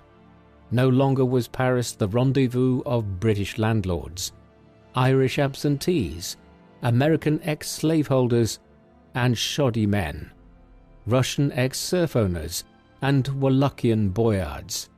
No more corpses at the morgue, no nocturnal burglaries, scarcely any robberies. In fact, for the first time since the days of February 1848, the streets of Paris were safe, and that without any police of any kind. Whatever the merits of the Commune may or may not have been, to present Paris as a paragon of peace and safety in the late spring of 1871 stretches credulity. The events of the early 1870s, with the brief possibility of a new revolution in France, and then the gradual collapse of the First International in the years that followed, were the final era of major political involvement by Marx. He turned 60 in 1878, and by then his health was seriously declining. He continued to write, though much of his time was absorbed in preparing the second and third volumes of Das Kapital, 2 works which he never fully completed and brought to publication. Engels would achieve this after his death. A number of his later writings, correspondence and minor publications were of note. For instance, in 1881, he discussed with Vera Sasulich, a Russian communist who is a forgotten but formative figure in the history of the movement in that country, whether Russia could aspire towards communism, the traditional Marxist view being that societies would have to move from feudalism to capitalism, then capitalism to socialism, and from socialism to communism, industrialization being a necessary process in the development of capitalism into socialism. Given future events, it was an interesting correspondence. By then, several thousand copies of Marx's work had been published in Russian, though he would have found the fact that Russia would soon become the epicenter of the communist movement very curious, given that he had envisaged it as a political ideology for countries like England, Germany, or even France that were well along the path of industrialization already and had an urban proletariat to drive the revolution as a result. Karl's wife Jenny died in December 1881. His own health was not good by then, and it declined precipitously thereafter. Indeed, it had never been good. As early as the late 1830s, Marx had been excused from military service in Prussia on the basis of ill health. What exactly was involved is not 100% clear. He may have been suffering from some form of pleurisy even at this early stage. This was compounded by issues brought on by his borderline alcoholism, exacerbated by poor living conditions in London. He did everything wrong from a modern health perspective thereafter, working long hours, having a poor diet, smoking, and then adding sleep aids into the mix when he developed insomnia later in life. He may have had other conditions. Ultimately, it is hard to tell from the limited medical records available. What is clear is that he developed a case of catarrh right at the beginning of 1882 that reduced his ability to breathe properly. His health continued to decline from then onwards, and Marx died in London on the 14th of March 1883 at 64 years of age. He was almost penniless at the time, and friends and political colleagues put some money together to organize for his burial in Highgate Cemetery in the city. The funeral was a very modest affair, attended by Engels and around a dozen other people, hardly a large showing for a figure whose writings would, for better or worse, have an enormous impact on the century that followed his own. Even by the time Marx died in 1883, there had been enormous progress made in reforming the worst elements of the relationship between the business and working classes that had been allowed to develop during the first decades of industrialization. Back in 1847, when he and Engels had been brainstorming what would become the Communist Manifesto, the British government under Lord John Russell introduced the Factories Act of 1847, colloquially known as the 10 Hours Act.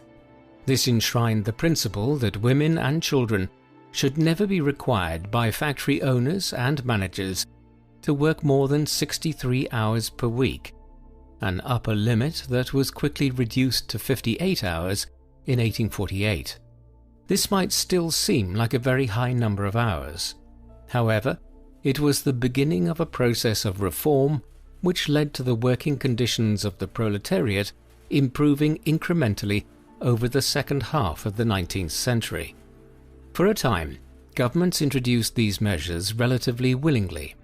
Yet workers also began to use their collective bargaining power through trade unions and labour movements late in the century and into the 20th to extract greater concessions from the business classes. It was a time of great conflict, one often marred by violent clashes, like the Homestead Strike in Pennsylvania in the United States in 1892, when the American industrialist Henry Clay Frick brought in strikebreakers to wage war on his own workers. But over time, huge concessions were won in the decades prior to and after Marx's death.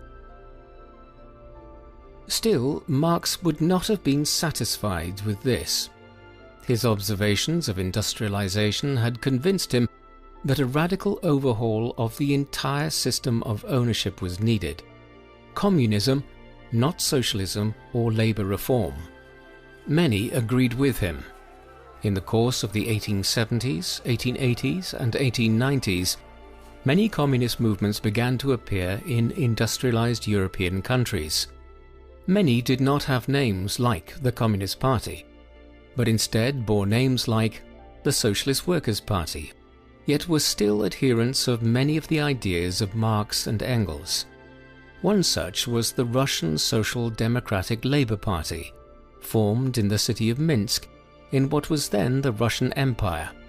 It soon split into the Bolsheviks and the Mensheviks, the former of which would launch the October Revolution in Russia in 1917, beginning the ascent to power of the Communist Union of Soviet Socialist Republics. The emergence of the Soviet Union would inspire many imitators, and as the First World War came to an end in 1918, communist regimes were briefly established in places like Hungary and several major cities in Germany. Ultimately, it would require the defeat of fascism and the advent of the Cold War from 1945 onwards for communism to emerge as a global force. At the height of the Cold War between the 1960s and 1980s, nearly half of the world's nations purported to be communist states. Of course, all this raises questions as to the extent to which Marx was responsible for the rise of these authoritarian regimes, many of which committed appalling crimes against their own people, none more so than the Soviet Union and Maoist China, two countries in which tens of millions of people died in man-made famines between the early 1930s and the mid-1960s, and in which state terror devastated entire societies. Some historians suggest that Marx bears some blame for the manner in which his idealistic utopian ideals of collectivism and the ending of private property rights created the conditions for socialist countries descending into authoritarian dystopias. Indeed, it could be said that this is the point at which Marxism and socialism falls apart, as that it is impossible to eliminate private property rights in a population other than with the use of force, as people with private property, which has often been built up over generations, seldom consent to surrendering the fruits of their labors willingly. It has also been stipulated that because of this and the fact that the majority of communist revolutions took place in countries which were previously under autocratic rule, like Russia under the Tsars, that the revolutionary regimes simply replicated and amplified the worst characteristics of the regimes they replaced. There is little doubt that Marx had genuine concern for the quality of the lives of the millions of people who rapid industrialization in the 19th century had thrown into squalor, and that his ideas were intended to give everyone in society enough food and wealth to live on comfortably.